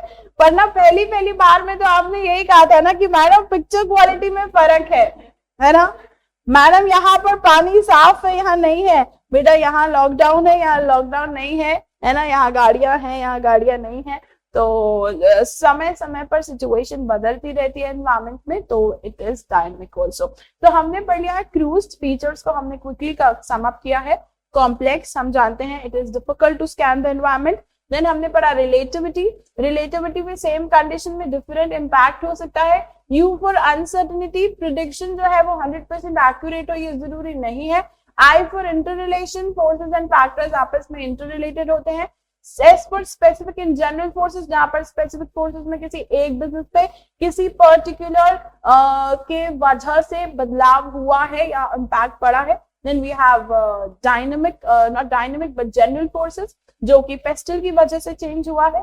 Then we have E for external forces which are outside the control of the organization, and lastly D for dynamic, that is different conditions in the different environment. ठीक है, so that's about it. Then we have importance. Madam इतना क्यों important है business environment को समझना? जैसे आपने start करते से ही पहला बोला था कि बिजनेस किया और बिजनेस एनवायरनमेंट नहीं समझा तो क्या किया. तो बिजनेस एनवायरनमेंट इसके लिए समझना जरूरी है क्योंकि ये हमें चेंजेस अडॉप्ट करने में मदद करता है. अगर हमें कोई हर्डल के बारे में पहले ही अंदाजा लग जाए तो हम उसके हिसाब से हमारी बिजनेस पॉलिसी प्लान्स बना सकते हैं. नेक्स्ट इन द क्यू जो अगला फायदा है, help in tapping the resources. अगर आप ये वीडियो देख रहे हैं, मैं किससे बात कर रही हूँ पता है? नहीं, मैं बात कर रही हूँ ऑनलाइन, मैं बात कर रही हूँ जेठालाल जी से, है ना. अगर गलती से ये वीडियो जेठालाल जी देख रहे हैं और जेठालाल जी अगर ये वीडियो देख रहे हैं तो जेठालाल जी आप कमेंट बॉक्स में बताइए मुझे कि अगर आपको आपकी दुकान के लिए यानी गड़ा इलेक्ट्रॉनिक्स के लिए टीवी लेनी हो तो कौन सी लेंगे? ये टीवी नंबर 1 या टीवी नंबर 2? टीवी नंबर 1 जिसमें बहुत ही बेहतरीन तरीके से टप्पू सेना एंजॉय कर रही है. आप भावनाएं समझिए, टप्पू सेना हो सकती है ये. Point number TV number B जहां पर आप देख रहे हैं एक बेहतरीन सुनहरा नजारा. तो आप चूज करेंगे टीवी नंबर ए या टीवी नंबर बी, है ना? आप क्या सोचते हो, क्या बोलेंगे Jethalal ji? TV number B. क्यों ऐसा बोलेंगे? नहीं, क्योंकि वो बबीता जी को पसंद है ना? राइट। तो जेठालाल जी इसको कनेक्ट कर पाएंगे, तो Jethalal ji TV number B चुनेंगे क्योंकि वो बबीता जी को पसंद है, और बबीता जी को तो बढ़िया बढ़िया चीजें पसंद होती है ना, मतलब ट्रेंडी ट्रेंडी बोले तो, है ना?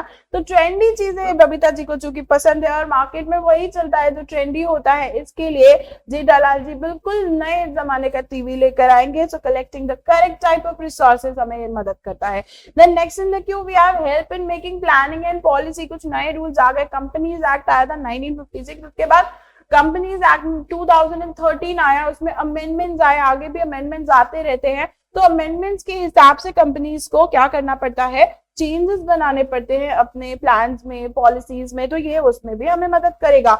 इम्प्रूवमेंट इन परफॉर्मेंस, हम समय के हिसाब से चलेंगे तो परफॉर्मेंस भी हमारी इंप्रूव होगी। So improvement in the performance, then we have first mover advantage. देखिए, आपने बहुत सारे एप्लीकेशंस का नाम सुना होगा या नहीं भी सुना होगा, जैसे कि फ्री चार्ज, चिल्लर, मोबीक्विक, है ना? तो इन सब का नाम, एयरटेल मनी है, as you can see, oxygen, M पैसा, इन सब का नाम हो सकता है आपने सुना हो सकता है ना सुना हो, पर आपके फोन में इनमें से कौन कौन से एप्लीकेशंस होंगे? मैम पेटीएम तो है ही है, बाकी एम पैसा, चिल्लर, ये सब हमने कभी डाउनलोड नहीं किया है क्योंकि हमें पेटीएम पे विश्वास है। कुछ और सुना हो ना हो, अब हमने पेटीएम पे 10 रुपए प्राप्त हुए, ये तो जरूर सुना है ना? सो स्टूडेंट्स, विजय शंकर शर्मा जी जो इसके फाउंडर हैं, इन्होंने पेटीएम की शुरुआत की थी ये सोच के कि मोबाइल फोन का दौर आ रहा है और कुछ मोबाइल फोन में नया करे, मोबाइल फोन के दुनिया में ऐसा कुछ नया लेकर आए कि लोगों का काम आसान हो। शुरुआत में इन्होंने पेटीएम के अंतर्गत वो चीजें दी जहां पर हम रिचार्ज कर सकते थे अपने मोबाइल फोन से ही, अपने मोबाइल फोन का। देन धीरे धीरे इसमें और भी सुविधाएं उपलब्ध हुई। आज तो पेटीएम मॉल, या फिर इन्वेस्टमेंट अगर आप शेयर्स में, म्यूचुअल फंड्स में करना चाहें तो वो भी पेटीएम ऐप के द्वारा आप कर सकते हैं। तो धीरे धीरे समय बदला और भी लोगों को लगा कि यार ये तो बड़ा डिमांडिंग है, तो और भी एप्लीकेशंस आ गए सेम काम करने वाले। बट फर्स्ट मूवर एडवांटेज, पहले आओ पहले पाओ जैसे होता है ना, जब तक इसके पीछे बाकी ब्रांड्स आएंगे तब तक ये आगे निकल चुका होगा। इसके लिए this brand is getting a first mover advantage. तो किसी भी चीज के आप इनोवेटर बनते हैं और आप उसे इन्वेंट करते हैं तो भले ही लाइन लग जाएगी पीछे, बट लाइन में सबसे आगे तो आप ही खड़े होंगे, ठीक है? तो this is all about first mover advantage. Then we have warning signal. अगर आपको पहले ही पता चल जाए कि क्या होने वाला है, आप प्रिडिक्ट कर पाए, शायद 100% तो नहीं बट एटलीस्ट थोड़ा बहुत अगर प्रिडिक्ट कर पाए कि दिवाली आ रही है, तो दिवाली के सीजन में अगर मैं एथनिक्स बेचता हूं तो मुझे स्टॉक को बढ़ाना चाहिए।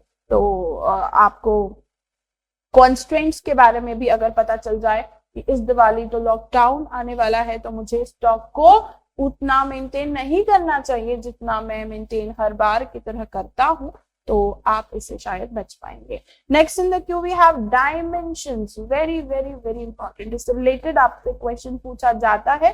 The type of question could be, आपको एक कंडीशन दे दी जाएगी और बोलेगा पहचान कौन, पहचान कौन, ये पेस्टल में से कौन सा बिजनेस एनवायरनमेंट के बारे में यहाँ पर बात चल रही है। So we have P for political, E for economical, S for social, T for technological, L for legal and E for environmental। एक एक करके सारी चीजों को क्रैक करते हैं। So we have dimensions में नंबर 1 political। पॉलिटिकल पार्टीज के एटीट्यूड से बहुत कुछ समझ में आता है। ये हाथों में हाथ आपको क्या समझा रहे हैं कि देशों के रिश्ते अच्छे हैं, ठीक है? कुछ और मत सोचने लगना, माना कि लीगल है पर ऐसा अदरवाइज मत ले लेना। ऐसा मोदी जी देख रहे हो कभी यूट्यूब में ये वीडियो तो पॉलिटिकल एनवायरनमेंट की वजह से आप अलग अलग तरीके से इम्पैक्ट देखते हैं, जैसे कि attitudes of the elected representatives. मतलब आप समझ रहे हैं कि अमेरिका के साथ हमारे रिश्ते अच्छे हैं, तो इंडिया अमेरिका के साथ अगर कोई बिजनेस करता है या आप कुछ बिजनेस करना चाहते हैं इम्पोर्ट एक्सपोर्ट का, तो उन देशों के साथ ही करेंगे जिन देशों के साथ हमारे देश की बनती हो, ठीक है? हम उनसे ही बात करते हैं ना, वही वाले चाचू से बात करते हैं ना जिससे हमारे पापा की बनती होती है ना? हम उसी चाचू से या चाची से ज्यादा कनेक्टेड होते हैं ना जिससे हमारे पिताजी की बनती है, होता है ना, ऐसा है ना, इट हैपेंस। तो उसी प्रकार से हमारे देश की जिस देश से बनती है उसी देश के साथ हम अगर बिजनेस करें तो it would be fruitful. Policies जो भी बदलती है सरकारें, है ना, policy changes implemented by different governments, इसकी वजह से भी इम्पैक्ट पड़ता है। कुछ पॉलिसीज बदल दी, किस तरीके की policies ma'am? Import export duty से रिलेटेड, टैरिफ से रिलेटेड, कोटा से रिलेटेड, लिमिटेशन लगा दी, है ना, कोटा लगा दिया कि इतना ही इंपोर्ट कर सकते हो या इतना ही एक्सपोर्ट कर सकते हो। तो ये सारे पॉलिटिकल एनवायरनमेंट की वजह से ही होता है ना। कहीं पर हम अलाउ करते हैं इंपोर्ट, कहीं पर नहीं अलाउ करते हैं, कहीं एक्सपोर्ट अलाउ करते हैं, कहीं नहीं करते हैं, कहीं ज्यादा ड्यूटी चार्ज करते हैं, कहीं नहीं करते हैं। कुछ हमारे मोस्ट फेवरेबल नेशंस होते हैं, उनके साथ कुछ अलग अग्रीमेंट्स होते हैं। सो उनके हिसाब से हम क्या करते हैं, ट्रेडिंग करते हैं। सो इस पॉइंट में इतना ही कि पॉलिटिकल कंडीशंस और पॉलिटिकल रिप्रेजेंटेटिव्स के बिहेवियर से अगर हमें कोई अंदाजा मिलता है, so that is the reason of political environment. E for economical, RBI कहती है सतर्क रहिए, जानकार बनिए, है ना। तो आरबीआई कहती है कि भाई किसी भी प्रकार का हम टैक्स चेंज लेकर आते हैं, है ना, टैक्स चेंज तो मैडम गवर्नमेंट लेकर आती है, हाँ बिल्कुल। आरबीआई इंटरेस्ट रेट में बदलाव लेकर आती है और गवर्नमेंट टैक्स स्लैब में बदलाव लेकर आती है। मतलब अगर मैं दो शब्दों में कहूं कि फिस्कल पॉलिसी और मॉनेटरी पॉलिसी में अगर कोई बदलाव आता है तो वो इकोनॉमिक एनवायरनमेंट का हिस्सा है students. Now fiscal policy is governed by central government and monetary policy is governed by central bank, that is RBI for our India. हर देश की अपनी एक सेंट्रल बैंक होती है, हमारे देश के लिए रिजर्व बैंक है, जैसे अमेरिका के लिए फेडरल रिजर्व है। तो किसी भी प्रकार का इंटरेस्ट चेंज आता है, इनकम सेविंग इन्वेस्टमेंट में, स्टॉक मार्केट में, पर कैपिटा इनकम में कोई बदलाव आता है, तो ये सारी चीजें इकोनॉमिक एनवायरनमेंट का हिस्सा है। पॉइंटर्स लिखे हुए हैं, इससे रिलेटेड कोई क्वेश्चन बनता है तो आप समझ पाएंगे कि ये किस एनवायरनमेंट की बात कर रहे हैं। Next in the queue we have social environment. देखिए 2 मिनट में मूड बदल गया रैंप वॉक करते करते महिला का, कि मुझे अभी के अभी ये ड्रेस चेंज करनी है। तो वैसे ही समय के साथ हमारा फैशन, टेस्ट, प्रेफरेंसेस बदलती हैं, करेक्ट। सोसाइटी में अगर ट्रेंड कुछ बदल रहा है तो ये सब किसका हिस्सा होता है? Social environment. सोशल मतलब सोसाइटी, सोसाइटी मतलब लोग, लोगों में कोई बदलाव आ रहा है, उनके टेस्ट में, उनके फैशन में, या फिर वर्किंग कंडीशन में, है ना। जैसे कि पहले महिलाएं इतना काम नहीं कर रही थी, अभी कर रही हैं, तो number of working women are change, तो this is also the part of social environment, ठीक है। Next in the queue we have technological. पहले मैं अपने पैर दुखाती थी और शॉपिंग करती थी, आज मैं मेरा फोन उठाती हूँ और फोन में ऑर्डर कर देती हूँ। So this change is technological. इसी प्रकार से कोई एग्जाम्पल हो सकता है, पहले मैं रेलवे स्टेशन में लाइन लगाती थी टिकट कटवाने के लिए, अब मैं फोन में ही IRCTC एप्लीकेशन के माध्यम से कुछ नॉमिनल सी 20-30 रुपए की कन्वीनियंस फीस पे करके मैं टिकट बुक कर सकती हूँ। सो this is also a technological environment. इसी प्रकार से अलग अलग प्रकार की टेक्नोलॉजी आ गई है आज के मार्केट में। पहले पानी पताशे मैं भैया के पसीने, खून पसीने के साथ खाती थी, है ना। अब क्योंकि मशीन्स आ गई है, मैं खुद सर्व कर सकती हूँ और उस टेक्नोलॉजी के तहत मुझे उस पसीने का स्वाद नहीं मिल पाता है ना, जिससे आप वाकिफ है, हमने इस पे कहानी भी डिस्कस की हुई है। तो टेक्नोलॉजिकल एनवायरनमेंट इसे कहा जाता है, ठीक है। किसी भी प्रकार से टेक्नोलॉजी चेंज हो रही है। स्टॉक मार्केट में पहले फिजिकल फॉर्म में आपको शेयर सर्टिफिकेट मिलता था, अभी डीमैट फॉर्म है और डीमैट फॉर्म में आपको, डिजिटलाइज्ड फॉर्म में आपको ये सारी चीजें मिल जाती है। तो this is technological environment. Last but not the least we have legal environment. Legal environment जहां पर किसी भी प्रकार से लॉ बदल जाता है, एक्ट आ जाता है ना, किसी भी प्रकार का एक्ट आया है, कोई लॉ में चेंजेस आए हैं, तो इसे हम लीगल एनवायरनमेंट का हिस्सा कहेंगे। कोई डिसीजन लिया है किसी भी लेवल के गवर्नमेंट ने, central, state, local authorities, MLAs, है ना, किसी ने भी कोई डिसीजन लिया है और वो कंपल्सरी है टू फॉलो करना, है ना, तो हम उसे लीगल अथॉरिटी कहेंगे, लीगल एनवायरनमेंट का हिस्सा कहेंगे। लास्ट में भी आप environmental environment students. Environmental environment is related to climate, species, weather, natural resources. इसमें किसी प्रकार का प्रभाव पड़ रहा है पोल्यूशन की वजह से, air pollution, water pollution, land pollution, तो ये सब एनवायरमेंट का हिस्सा है। ठीक है, this is all about all the factors of the environment. हम सारे के सारे फैक्टर्स के बारे में पढ़ चुके हैं स्टूडेंट्स, है ना, जहां पर हमने पेस्टल के बारे में पढ़ा, व्हाई इट इज इंपॉर्टेंट इसके बारे में पढ़ा। ठीक है, सो दैट्स अबाउट इट। और यहाँ पर ये चैप्टर नहीं समाप्त होता है, इस चैप्टर की बेसिक चीजें समाप्त होती हैं, जहां पर मैंने डिस्कस किया about the business environment, about the business environment के importance, about the business environment के फैक्टर्स, जिसे हम डायमेंशंस ऑफ बिजनेस एनवायरमेंट भी कह सकते हैं। लाइक जो पेस्टल था, these were the dimensions of business environment. हम इन्हें जनरल फैक्टर्स भी कह सकते हैं, हम इन्हें टाइप्स ऑफ बिजनेस एनवायरमेंट्स भी कह सकते हैं। ठीक है, so we are done with this. Now moving forward to our notes. हमने इस प्रेजेंटेशन के माध्यम से इसे आसानी से पढ़ने की कोशिश की। हम चैप्टर नंबर 7 पे आ जाते हैं, हमारे नोट्स में आ जाते हैं, एंड लेट्स अंडरस्टैंड के हमारे मॉड्यूल में क्या दिया है और उसको हमने नोट्स में कैसे इनकलकेट किया है। तो here we have the basic things जो हमने ऑलरेडी कर ली। Business environment, forces, factors, individual, institution जो हमारे कंट्रोल के बाहर है। ये दो प्रकार के हो सकते हैं, internal, external. Again switching, internal external factors के कुछ एग्जाम्पल दिए हुए हैं students, point to be noted. एक कॉमन फैक्टर है जो इंटरनल भी हो सकता है, एक्सटर्नल भी हो सकता है, that is technological factors. Technology अगर हमारे कंट्रोल में है, वो टेक्नोलॉजी लेकर आया है, मैं भी लेकर आ सकता हूँ। वो पानी पताशे की मशीन लेकर आ गया है बेचने के लिए, मैं भी लेकर आ सकता हूँ, तो इंटरनल है। वो ऐसी टेक्नोलॉजी लेकर आया है जो सिर्फ उसी की है, उसका पेटेंट राइट है उस पर, मैं नहीं ला सकता उसको, तो एक्सटर्नल फैक्टर। ठीक है, so it can be under control, it can be outside the control. Other are the same, physical resources, human resources, value frameworks. इन सारी चीजों को स्टूडेंट्स हम बदल सकते हैं। ऑर्गेनाइजेशन का culture, hierarchy, level, middle level, lower level, upper level, कितने लोग कहाँ पर रखने हैं, वो मैं डिसाइड कर सकती हूँ। बिजनेस का पाथ, बिजनेस का गोल क्या होना चाहिए, वेलफेयर होना चाहिए या प्रॉफिट होना चाहिए, ये सारी चीजें मैं डिसाइड कर सकती हूँ। जो मैं डिसाइड कर सकती हूँ मेरी ऑर्गेनाइजेशन के लिए, those come under internal factors, और जो मैं नहीं कर सकती हूँ, that is pastel to say, which is the external factors, the general factors, the types of business environments, the dimensions of business environment। इन सबको इस नाम से बुलाया जा सकता है। ठीक है, ओके। तो यहाँ पर इसी का एक्सप्लेनेशन दिया हुआ है इंटरनल एक्सटर्नल फैक्टर्स का, जो ऑलरेडी हम प्रेजेंटेशन के माध्यम से पढ़ चुके हैं। तो I am only scrolling here, definition of business environment. Now आपको डेफिनेशन पूछी तो नहीं जाती माय डियर स्टूडेंट्स, पर फिर भी आपको डेफिनेशन देखकर ये जरूर पूछा जा सकता है कि भाई ये किस महापुरुष ने डेफिनेशन दी है। सो business environment is the aggregate, जैसे कि मैंने अंडरलाइन किया है, आप एक कोड वर्ड याद कर ले, अग्रीगेट ऑफ ऑल कंडीशंस हम इसे कहते हैं। Aggregate of all what conditions, the events which influence the environment. Influence कौन करेगा, एक्सटर्नल फैक्टर्स करेंगे, बट ऑब्वियस एंड्रयूज कहते हैं ऑल एक्सटर्नल इन्फ्लुएंसेस के बारे में, right.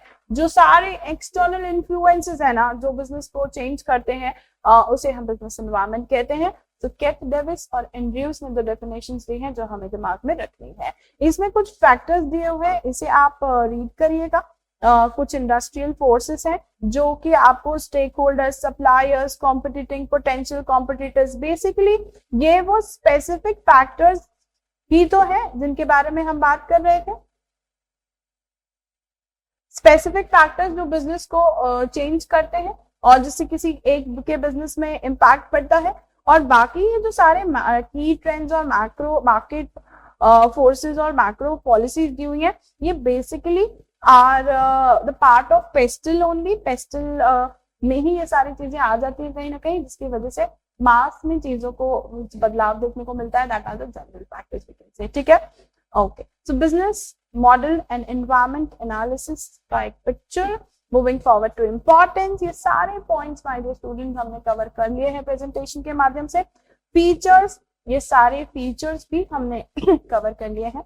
Complex relativity, specific and general forces. Presentation में जो एक लाइन लिखा हुआ था आप देख सकते हैं, यहाँ पर भी कॉपी पेस्टेड आपके स्टडी पर्पस से। नेक्स्ट देखियो, माइक्रो एनवायरनमेंट क्या होता है। सो माइक्रो और मैक्रो से तो आप समझते हैं, इंडिविजुअल और एग्रीगेट। माइक्रो एनवायरनमेंट जिससे day to day business operations impact हो सकते हैं। and then it has a connection with tiny regions where business is located. अगर हम स्पेसिफिक फैक्टर्स की बात करें, जिसके बारे में हमने अभी अभी बिजनेस मॉडल में भी बात की, और मैंने जब स्पेसिफिक फैक्टर्स आपको समझाए थे तब भी हमने इसकी बात की, तो those are customers, media, suppliers, employees, हमें पता है ये स्पेसिफिक लोग हैं, उसकी वजह से हमारा बिजनेस इम्पैक्ट हो रहा है, और these are the specific factors or the elements. Now the next topic is ease of doing business. Business करने का तरीका। बिजनेस हम आसानी से कैसे कैसे कर पा रहे हैं, देखिए बहुत सारे सेक्टर्स हैं जिसमें हमारे देश के अंतर्गत आसान तरीके से हम चीजों को एक्सरसाइज कर पाए, वो जरूरी है। जैसे कि there are different sectors, basically 10 sectors को हमने आइडेंटिफाई किया, जिसमें से इलेक्ट्रिसिटी, जिसमें से पेइंग टैक्सेस, जिसमें से स्टार्टिंग ऑफ द बिजनेस, कुछ फैक्टर्स हैं। इन फैक्टर्स के अंतर्गत वर्ल्ड बैंक ने कंपैरिजन किया, और कंपैरिजन करके 190 कंट्रीज में कंपैरिजन करके इन्हें रैंकिंग दी।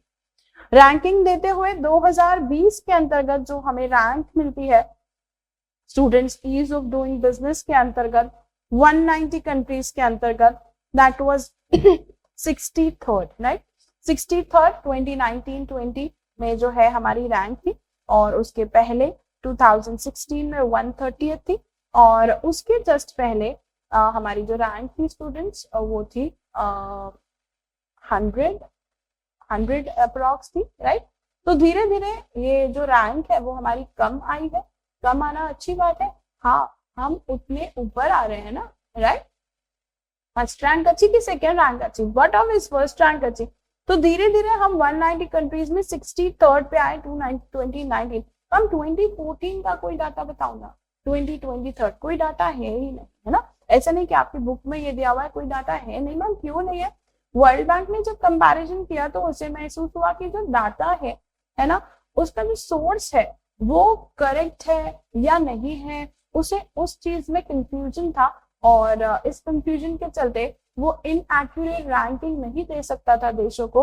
इसके लिए ये ईज ऑफ डूइंग बिजनेस के अंतर्गत जो रैंकिंग का सिस्टम है वो 2020 में ही खत्म कर दिया गया। तो 2019 में या 2020 में जो आप लास्ट रैंक देखते हैं वो हमारे देश की 63rd देखते हैं। तो आपको पिछली रैंक याद करने से कोई मतलब नहीं है, आपको 63rd जो करंट रैंक है, जो करंट लाइक लास्ट रैंक है, नॉट करंट रैंक, वो आपको याद रखनी है। सो 190 कंट्रीज में जो हमारा रैंक है वो 63rd है, my dear students. From 14th rank for the period of 2018-22, India now stands at the 10th rank in terms of business environment for the period of 23-27. So students, we are under the 10th rank. We are in the 10th position in terms of business environment. Ma'am वो काय की rank थी बेटा? वो ease of doing business की rank थी, which is 63rd. And if we talk about business environment, we are at the 10th position now, right? 100% FDI allowed है। 25 sectors में स्मार्ट सिटी बनाना चाहते हैं, इकोनॉमिक डेवलपमेंट करना चाहते हैं, FDI अट्रैक्ट करना चाहते हैं। 25 सितंबर 2014 में ये स्कीम आई है, open invitation to the world देती है, ग्लोबल मैन्युफैक्चरिंग हब बनाने का इरादा रखती है, और स्कीम का नाम मेक इन इंडिया है। ये तो हमने लास्ट चैप्टर में भी पढ़ा था, ठीक है। 213 point district reforms, 213 district reform plans बनाए गए स्टूडेंट्स, ताकि हम हर डिस्ट्रिक्ट में इम्प्लीमेंट कर पाए, बिजनेस को आसान तरीके से कर पाए। इसे 8 एरियाज में स्प्रेड किया गया। जैसे कि मैंने आपको बताया था कि अलग अलग तरीके से अलग अलग फैक्टर्स में हम क्या कर रहे हैं, रैंकिंग दे रहे हैं। So these are some of the 8 areas. जैसे स्टार्टिंग द बिजनेस का नाम लिया था मैंने, पेइंग टैक्सेस अभी बताया था मैंने आपको, electricity is also one of them. Then we have land reforms, then we have obtaining approval for constructions, courts, miscellaneous redressal papers, है ना, आसानी से हम सॉल्व कर पाए हमारे केसेस जिसमें तारीख और एक फिर से तारीख मिलती है। तो इसके लिए ये सारी चीजें हैं ताकि ये सारे काम हमारे आते। इनकी भी अलग अलग सेपरेट रैंकिंग्स थी जो कि लास्ट अटेम्प्ट्स में बुक्स के अंतर्गत दी गई थी, अब इन्हें हटा दिया गया है, और इनके रैंक्स में 190 देशों में हमारा जो रैंक है, स्टार्टिंग द बिजनेस में क्या था, कंस्ट्रक्शन परमिट्स में क्या था, सब में इंडिविजुअली भी रैंकिंग थी।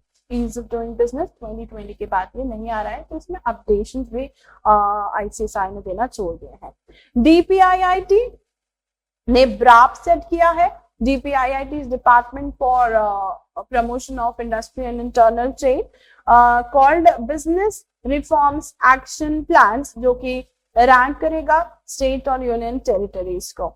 साथ ही साथ DPIIT is the nodal department जो कोऑर्डिनेट करेगा मिनिस्ट्रीज और डिपार्टमेंट्स के साथ बिजनेस एक्टिविटीज को करने के लिए। हमने देखा था ऊपर DPIIT एक डिपार्टमेंट है जो ministry of commerce and industries के साथ कोऑर्डिनेट करके ये कामों को आसान कराएगा, सिंप्लीफाई कराएगा, रेशनलाइज कराएगा। एज यू कैन सी ये सारे जो फायदे हैं आपको देखने को मिल रहे हैं। मेन फोकस जो है वो इन सारी चीजों में है। इसमें कोई MCQ तो नहीं बनता है, आप इसे रीड कर सकते हैं सिंपली, ठीक है। ऑनलाइन रजिस्ट्रेशन के लिए स्टूडेंट्स वेरी वेरी इंपॉर्टेंट, उद्यम रजिस्ट्रेशन जो कि कंप्लीटली फ्री है, और उद्यम रजिस्ट्रेशन इज पोर्टल जहां से आप MSME रजिस्टर कर सकते हैं।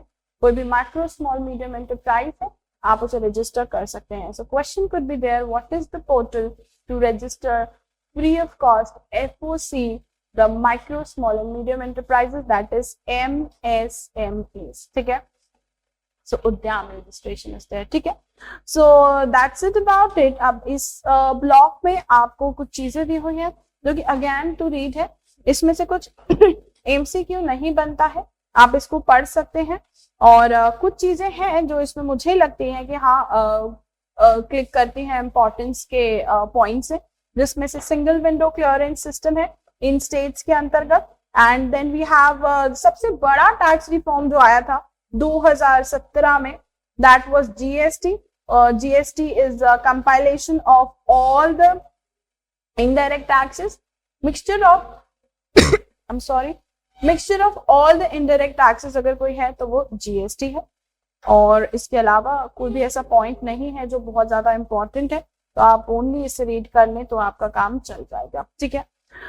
The World Bank has recognized India as the top 10 improvers for the third consecutive years। 3 consecutive सालों से हमारा जो इंडिया है वो 10 टॉप इम्प्रूवर्स में है, और रिकवरी रेट जो है हमारा जो है वो 26% से 71% हुआ है। फ्रॉम 26% टू 71%, मतलब हम तेजी से अनसॉल्व केसेस को सॉल्व कर रहे हैं students. Then we have the time taken for insolvency resolve करने के लिए जो इंसॉल्वेंसी के केसेस हैं जहां पर 4.5 लगभग साल लगते थे, वहां पर खाली 1.5 साल के आसपास लग रहा है। To be accurate 4.3 to 1.6, right. So India continues to maintain the first position in the South Asian countries. It was 6th in 2014। 2014 में साउथ एशियन कंट्रीज में हमारा नंबर जो है इम्प्रूवर्स में वो फर्स्ट है, पहले 6th था, है ना। सो दिस इज अबाउट इट। यहाँ पर एक केस स्टडी दिया हुआ है। देखिए केस स्टडी बेस्ड क्वेश्चंस बहुत कम देखने को मिलते हैं इकोनॉमिक्स जैसे सब्जेक्ट में, बट स्टिल अगर कोई केस स्टडी होती है तो उसको आप किस तरीके से परफॉर्म करेंगे वो समझ में आ जाएगा जैसे ही आप इसे रीड करेंगे। इस केस स्टडी में एक सिचुएशन दी हुई है, और उस सिचुएशन में आपसे ये पूछेंगे कि भाई बताइए कि इस लाइन से आपको कौन सा एनवायरमेंट समझ में आता है, और आप आइडेंटिफाई करिए कौन से डायमेंशंस डिस्कस किए गए हैं ऊपर। ना what are the dimensions? Ma'am dimensions, the types, the general factors are the same, that is pastel, political, economical, and we have social, technological, legal, environmental, ठीक है। 6 things are there। So by this we are done with the chapter number 6 students, not 6 but 7। We're done with 7 now। Now we will be starting key government institution, a very very important chapter, key government institution। Students Modi ji हर जगह तो नहीं जा सकते ना development करने के लिए, तो उसके लिए उन्होंने क्या करा है, हमारा देश का जो प्रधानमंत्री है या प्रेसिडेंट है वो जगह जगह नहीं जा सकता, तो अलग अलग डिपार्टमेंट्स हैं, मिनिस्ट्रीज हैं जो अलग अलग चीजों का जिम्मा लेती है। वैसे ही कुछ की गवर्नमेंट इंस्टीट्यूशन सेटअप किए गए हैं जो एक स्पेसिफिक कार्य के लिए होंगे, जैसे कि RBI, सब बैंकों का माई बाप, आप सब जानते हैं। RBI is the central authority, it is the apex bank, it is the supreme bank which is governing the banking sector or the monetary sector of India।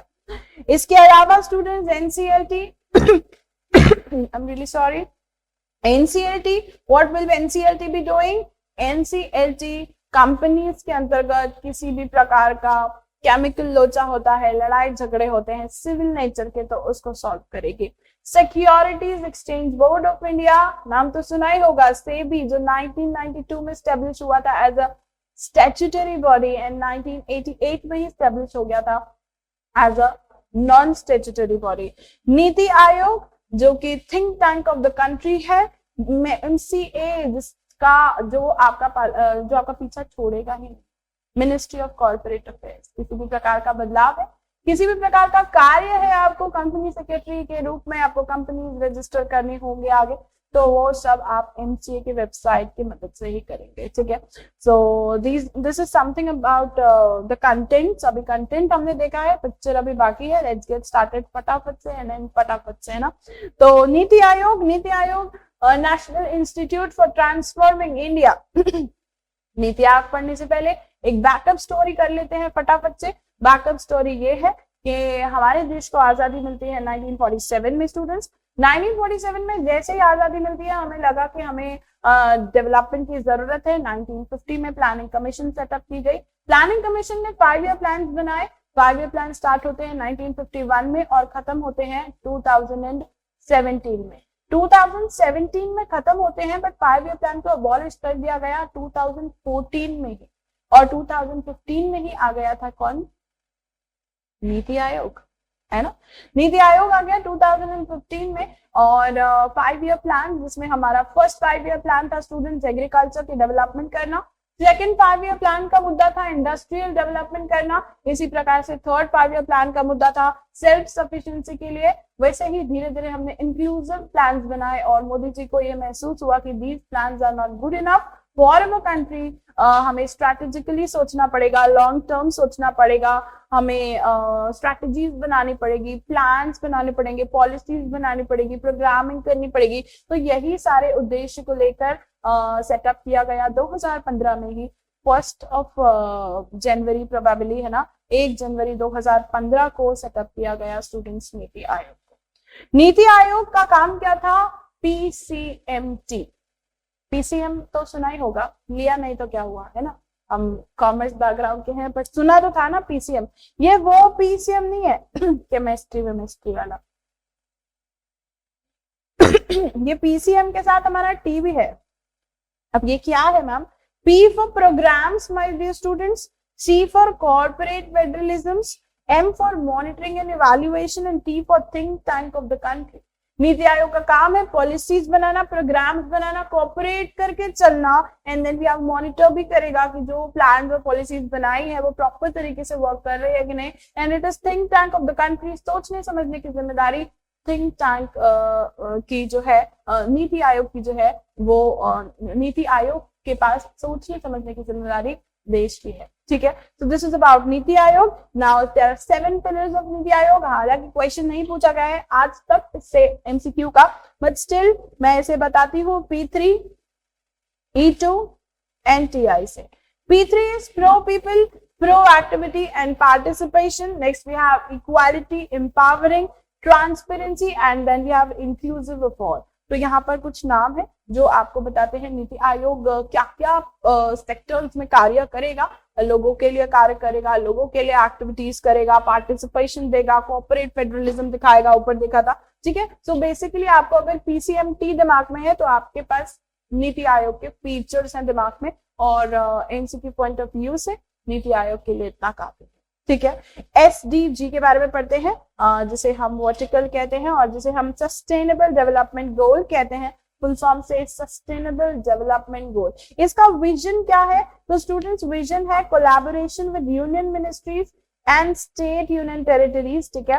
ये एक नोडल एजेंसी है जो कि इस क्षेत्र में काम करेगी, और ये क्लोजली स्टेक होल्डर्स के साथ, गवर्नमेंट के साथ, सिविल सोसाइटी के साथ, प्राइवेट सेक्टर के साथ, इन सारे मल्टीलेटरल ऑर्गेनाइजेशन के साथ फास्ट ट्रैक अचीवमेंट लेकर आए, है ना। कंट्री जो भी कोलैबोरेशंस कर रहे हैं, जो भी चीजें कर रही है नेशनल और इंटरनेशनल लेवल पे, इसका अडॉप्शन समय पर हो, इसका इम्प्लीमेंटेशन प्रॉपर हो, इसका मॉनिटरिंग प्रॉपर हो, इस पे ये फोकस करेगी. So basically the aim is adoption, implementation and monitoring. Correct, as simple as that. And these are the core functions to read. Again, not so much to discuss here. Then let's move forward to सात निभाना साथिया वाला नहीं है. This is sustainable action for transforming human capital. You are humans, है ना, and do you want to get transformed into human capital? उसके लिए पढ़ना पड़ेगा. Human capital is a capital भाई जो किसी के काम आ रहा है तभी तो capital है ना. आप किसी कंपनी की पूंजी कहलाएंगे जब आप कंपनी सेक्रेटरी बन जाएंगे, और आपको पूंजी बनाने के लिए ही हमारा जो ये स्कीम है वो कार्य करता है. और ये लॉन्च हुआ है 2017 में, 2017 में इसे लॉन्च किया गया. 3 रोल मॉडल स्टेट्स हैं जिसे हम मौजा ही मौजा कहते हैं, मौज कहते हैं बेसिकली, मध्य प्रदेश, ओडिशा एंड झारखंड. हमने शुरुआत यहाँ से की थी, कहीं से तो शुरुआत करनी पड़ती है ना, तो हमने मौज करने से शुरुआत की थी. मैम कौन से सेक्टर्स पे ध्यान दे रहे हो ह्यूमन कैपिटल को बनाने के लिए? देखिए पढ़ाई के साथ साथ स्वास्थ्य भी उतना ही जरूरी है. इसके लिए हेल्थ और एजुकेशन दोनों पे ध्यान दिया. और साथ आते से ही 2017 के बाद आप जानते ही हैं हमारे देश में महामारी नाम की एक बीमारी आई थी जिसे हम कोविड-19 के नाम से जानते हैं. कोविड-19 के चलते हम इसे नहीं कर पा रहे थे और उस तरीके से जैसा हमने सोचा था. इसके लिए हम इसे डिजिटलाइज करके लेकर आए डिजी साथ, जहां पर हम ऑनलाइन एजुकेशन देंगे स्टूडेंट, जैसे हम अभी आपको दे पा रहे हैं. तो ऑनलाइन एजुकेशन मध्य प्रदेश, ओडिशा, झारखंड के लिए जो स्लोगन बना वो बना हमारा घर हमारा विद्यालय, डिजी लर्निंग एनहांसमेंट प्रोग्राम, शिक्षा संजोग शिक्षा संपर्क फॉर ओडिशा, एंड देन हमारा दूरदर्शन हमारा विद्यालय. तो हमारा दूरदर्शन हमारा विद्यालय is the slogan for Jharkhand students. हमारा घर हमारा विद्यालय, digi learning enhancement program for Madhya Pradesh, and शिक्षा संजोग शिक्षा संपर्क फॉर ओडिशा. ठीक है, this is all about SAT. Now moving forward to MCA, Ministry of Corporate Affairs. Ministry of Corporate Affairs बहुत सारी जो एक्ट्स हैं, बहुत सारे एक्ट्स के अलावा बहुत सारे ऑर्गेनाइजेशंस हैं जिन्हें वो क्या करती है और एडमिनिस्टर करती है. सो एमसीए किसको किसको एडमिनिस्टर करती है? Number 1 we have companies act 1956, number 2 we have LLP 2008, number 3 we have competition act 2002, then we have ICSI. इसका नाम नहीं सुना होगा शायद, सुना है ना, सुना है. चलो आई थैंक गॉड सुना है. ICSI, ICAI, ICMAI, chartered accountants, management के लिए, कॉस्ट मैनेजमेंट अकाउंटेंट्स के लिए. Then we have partnership act, then we have companies donation to fund act 1951, societies registration, that's it. इसके अलावा और कोई नाम है नहीं. इतने ही एक्ट्स हैं जिसको ये एडमिनिस्टर करती है. और कोई भी अमेंडमेंट है, कोई भी चेंज है इन सारे एक्ट में, तो सबसे पहले आपको देखने को मिलेगा एमसीए के अंतर्गत. ठीक है, because it is controlled by it. अब एमसीए इतने सारे काम अकेले कैसे करेगी? तो एमसीए के अंतर्गत माय डियर स्टूडेंट्स तीन ऑफिसेस है. Number 1 is SFIO, number 2 is CCI and number 3 is IICA. एक एक करके समझते हैं ये सब क्या है. SFIO is serious fraud investigation office. अगर कोई स्कैम है, कोई केमिकल लोचा है, जैसे हर्षद मेहता स्कैम और इस तरीके के काफी स्कैम्स देखने को मिले, उसके बाद हमारे देश को लगा के एक इंस्टीट्यूशन, एक ऑर्गेनाइजेशन अलग से होना चाहिए जो सिर्फ ये फ्रॉड इन्वेस्टिगेट करे. तो फ्रॉड्स होते हैं अगर किसी प्रकार के स्टॉक मार्केट स्कैम्स होते हैं, कोई कंपनी वैनिश हो रही है, वैनिशिंग दिखा रही है अपने आप को लोगों का पैसा लेकर, तो इस पे इन्वेस्टिगेशन करने की जो जिम्मेदारी होगी वो एसएफआईओ की होगी. और एसएफआईओ स्टार्ट कर दिया गया था स्टूडेंट्स 1 अक्टूबर 2003, गांधी जयंती के ठीक एक दिन पहले 1 अक्टूबर 2003 को इसे सेटअप किया गया. इसका ऑब्जेक्टिव है कॉर्पोरेट फ्रॉड्स का पता लगाना. कॉर्पोरेट फ्रॉड कैसे कर रहे हैं, क्या है लूप होल जिस लॉ को लेकर फ्रॉड्स हो रहे हैं, तो इसका पता लगाएगी कौन? एसएफआईओ. और next in the queue we have CCI, Competition Commission of India. Competition commission of India को स्टेब्लिश किया गया 2002 में for administration implementing enforcing of the act. यहाँ पर इसे कॉन्स्टिट्यूट किया गया 2009 में वापस से। अब 2002 में आया ये, ठीक है। अब इसके पीछे की कहानी समझते हैं, ये आया क्यों, करेगा क्या। तो स्टूडेंट्स, कंपटीशन एक्ट 2002 सुना है? हाँ। तो सीसीआई एक अथॉरिटी है जो कंपटीशन के अगेंस्ट में कोई कुछ कर रहा है, यानी कि if there is any adverse impact in the competition, या फिर if somebody is doing unfair trading practices, right? कुछ आप अनफेयर ट्रेडिंग प्रैक्टिसेस कर रहे हो, you are doing any malpractices against competition, तो आपके अगेंस्ट केस हो सकता है, and that is the authority जहां आपको जाना है, which is CCI, competition commission of India. ठीक है। कंपटीशन को प्रोटेक्ट करने के लिए हमारी सरकार एक्ट 2002 में लेकर आई नहीं, 1969 में लेकर आई थी, जिसका नाम था MRTP, my dear students, 1969। MRTP stands for Monopolies and Restrictive Trade Practices, जो कि 1969 में आ गया था। अब 1969 में ये एक्ट तो जरूर आ गया था स्टूडेंट्स, पर इसके बाद इसमें कुछ बदलाव की जरूरत थी, कुछ चेंजेस आए जो कि कंपटीशन एक्ट 2002 में देखने को मिले, और फिर हमने रियलाइज किया कि MRTP में जो चीजें हैं वो कंपटीशन एक्ट में भी तो है। इसके लिए हमने रिप्लेस कर दिया MRTP को कंपटीशन से। ठीक है, हम MRTP चला गया, बाय बाय टाटा हो गया इसका, और we have CCI in the picture, competition act in the picture. ठीक है, यहाँ पर इसकी डिटेल्स दी हुई है। 1969 में आया था MRTP, रिप्लेस किया 2002 से, और ये इफेक्टिव हुआ कब से? 2009 से, और 2009 में ही CCI का आगमन हुआ, जो कि ये सारी चीजें करता है जो मैंने आपको बताई ऑलरेडी। कंज्यूमर्स के इंटरेस्ट को प्रोटेक्ट करेगा, कोई एडवर्स इफेक्ट ना हो, कोई अनफेयर प्रैक्टिस ना हो, कोई माल प्रैक्टिस ना हो। कंपटीशन एक्ट को अमेंड भी किया गया था स्टूडेंट्स 2007 में। तो कंपटीशन एक्ट में अमेंडमेंट कब आया पूछे तो 2007 लिखना है। कंपटीशन एक्ट कब आया तो 2002 में आया था, है ना। और MRTP को रिप्लेस और रिपील करके इफेक्टिव कब हुआ था तो 2009 में हुआ था। ये सारी डेट्स याद है। IICA पे बढ़ते हैं। IICA is Indian Institute of Corporate Affairs, my dear students.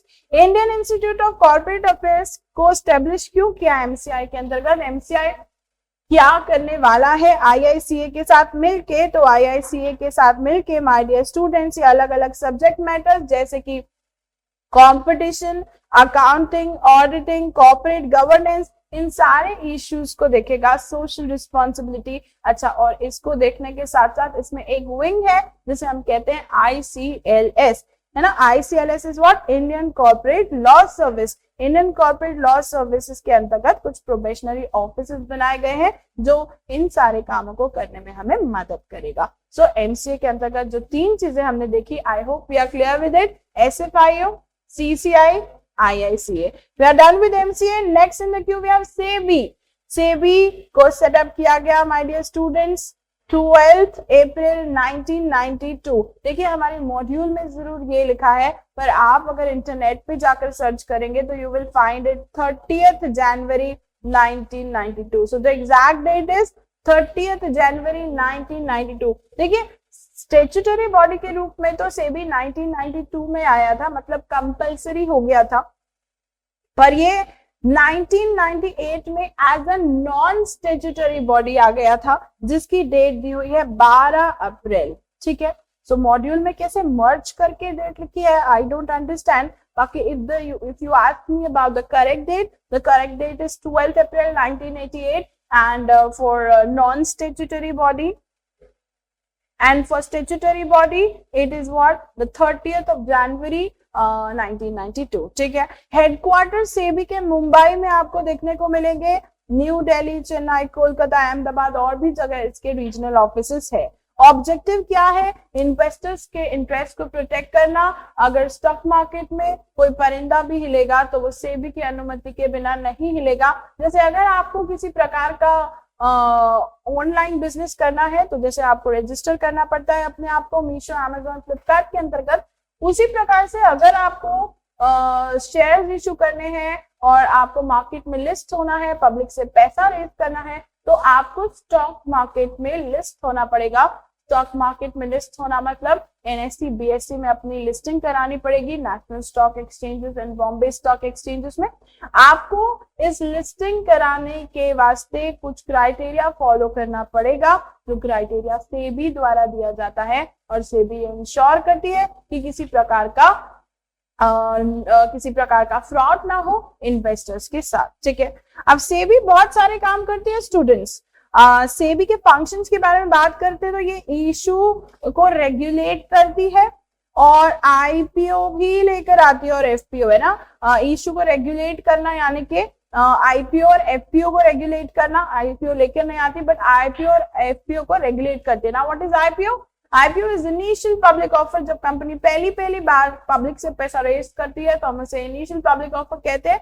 जब दूसरी तीसरी बार रेज करती है तो हम उसे फर्दर पब्लिक ऑफर कहते हैं, या फिर फॉलो अप पब्लिक ऑफर भी कह सकते हैं।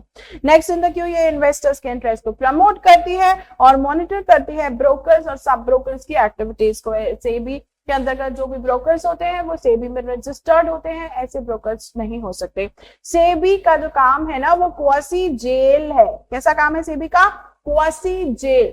सेबी कैसी है? क्वासी जेल जैसी है। क्वासी मतलब जैसी, जैसे मासी माँ जैसी, वैसे क्वासी इज जैसी। Quasi judicial, quasi legislative, quasi executive. Legislative मतलब ये आपकी लेजिस्लेटिव नहीं, पहले जुडिशियल से स्टार्ट करेंगे। जुडिशियल यानी कि आपकी हियरिंग सुनेगी और जजमेंट पास करेगी जैसा कोर्ट करता है। लेजिस्लेटिव यानी कि ये आपके लिए क्या करती है? रूल्स एंड रेगुलेशंस बनाती है। एंड एग्जीक्यूटिव यानी के लिए आपके लिए पता लगाती है दया, जैसे जैसे आपको एग्जीक्यूटिव में आके पता लगेगा कि आपने कौन से शेयर के मुंह में हाथ डाला है। तो क्वासी एग्जीक्यूटिव यानी कि इंस्पेक्शन करने को बोल सकती है। अगर उसे कुछ सस्पिशियस लगता है, दया को लगता है दया कुछ तो गड़बड़ है, तो पता लगाओ, तो quasi executive. So we have jail, judicial, executive and legislative. Correct? This is all about SEBI. Now moving forward to RBI.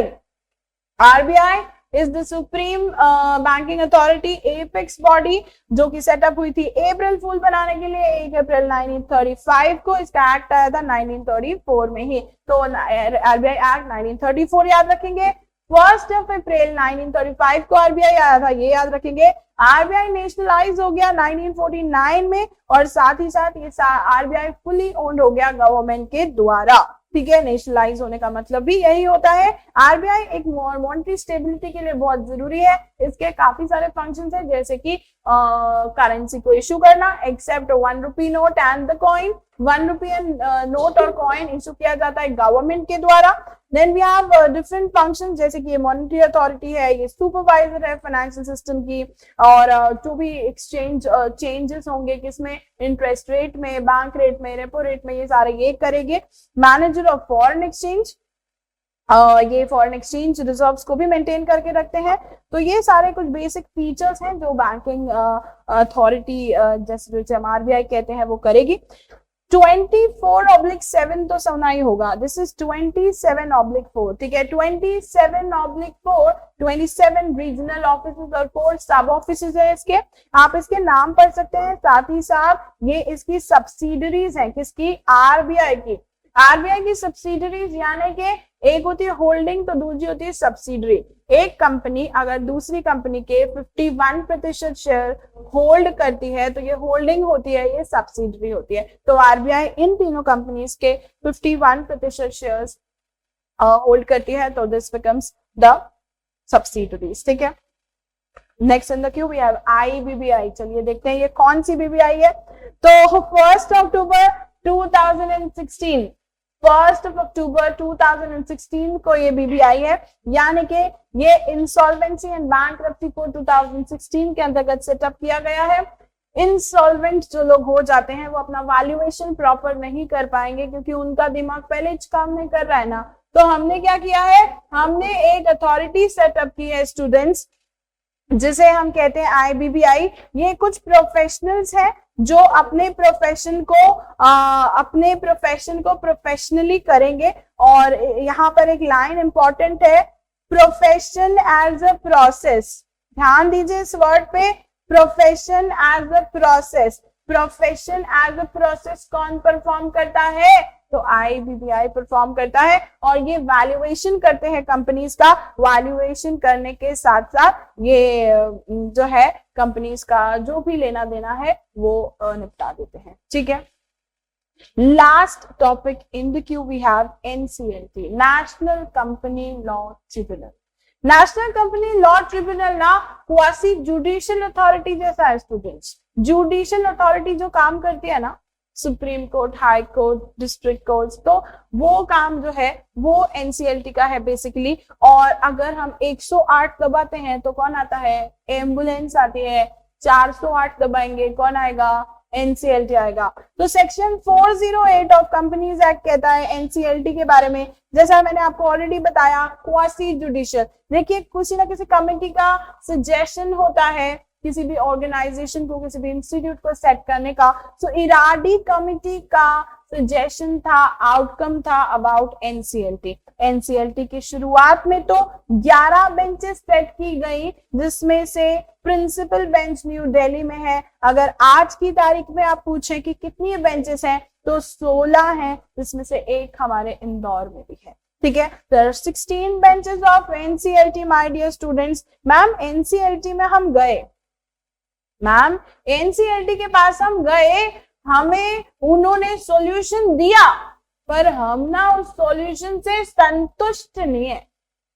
तो बेटा NCLAT के पास चले जाओ, national company law appellate tribunal. Appeal करना है ना, जैसे हायर कोर्ट्स में जाते हैं अपील करने, वैसे NCLAT के पास चले जाओ। तो NCLAT के पास जाने से पहले हम NCLT क्या क्या कर सकती है ये तो जान ले। तो भाई NCLT जो है, अगर आपने गलत तरीके से रजिस्ट्रेशन किया है तो आपका रजिस्ट्रेशन कैंसिल कर सकती है। अगर आप किसी के शेयर्स ट्रांसफर नहीं होने दे रहे हैं तो उसमें आपको मदद करती है। अगर आपने किसी कंपनी में पैसा डिपॉजिट किया है और आप खुश नहीं है तो आप बोल सकते हैं और इसके लिए भी आप केस फाइल कर सकते हैं, रेमेडी ले सकते हैं। अगर आपको लगता है कि दया कुछ तो लोचा है तो आप इन्वेस्टिगेशन भी करवा सकते हैं। साथ में अगर 100 मेंबर मिलके जाते हैं तो आप इन्वेस्टिगेशन करा सकते हैं। पिछले रूल के हिसाब से 200 मेंबर जाया करते थे, अभी 100 भी काफी है। रेड पड़ती है ना, कोई अपनी जगह से नहीं हिलेगा। जब इन्वेस्टिगेशन होता है तो असेट्स फ्रीज कर दिए जाएंगे, आपके शेयर्स की बाइंग सेलिंग रोक दी जाएगी जब तक हम इन्वेस्टिगेशन कर रहे हैं।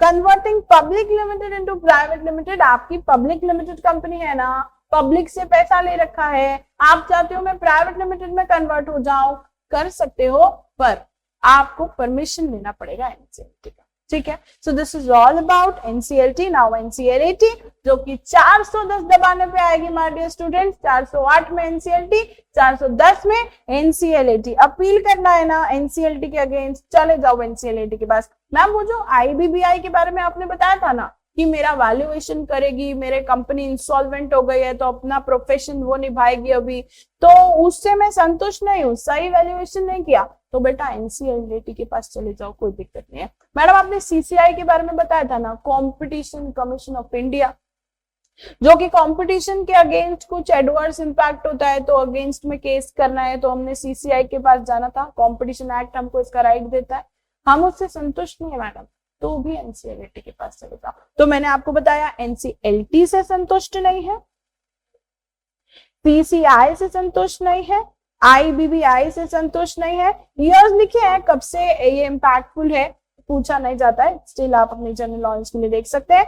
NCLT, CCI, IBBI संतुष्ट नहीं है, NCLT का दरवाजा खटखटाएं, NCLAT का दरवाजा। मैम इसमें कौन मिलेगा? तो एक चेयरमैन मिलेगा बेटा, 11 मेंबर होते हैं और अपील करने का जो दिन है ना वो 45 डेज से ज्यादा नहीं होने चाहिए। मतलब NCLT ने आपको डिसीजन दिया था उससे 45 दिन में आप NCLAT के पास चले जाएं। 3-4 साल बाद जाएंगे, बोले हम NCLT से नाखुश हैं, तो भैया हम भी आपसे नाखुश हैं, आप रूल्स पढ़ के आइए, 45 डेज के अंतर्गत जाइए। ठीक है, NCLT के ऊपर कुछ है क्या मैडम? हाँ, फिर सुप्रीम कोर्ट के पास जाओ। ठीक है, so this is about it students, congratulations, हम कर चुके हैं हमारा चैप्टर नंबर 6, 7 एंड 8 कंप्लीट। अगले पार्ट में हम आगे के चैप्टर्स करेंगे। Thank you so much, have a nice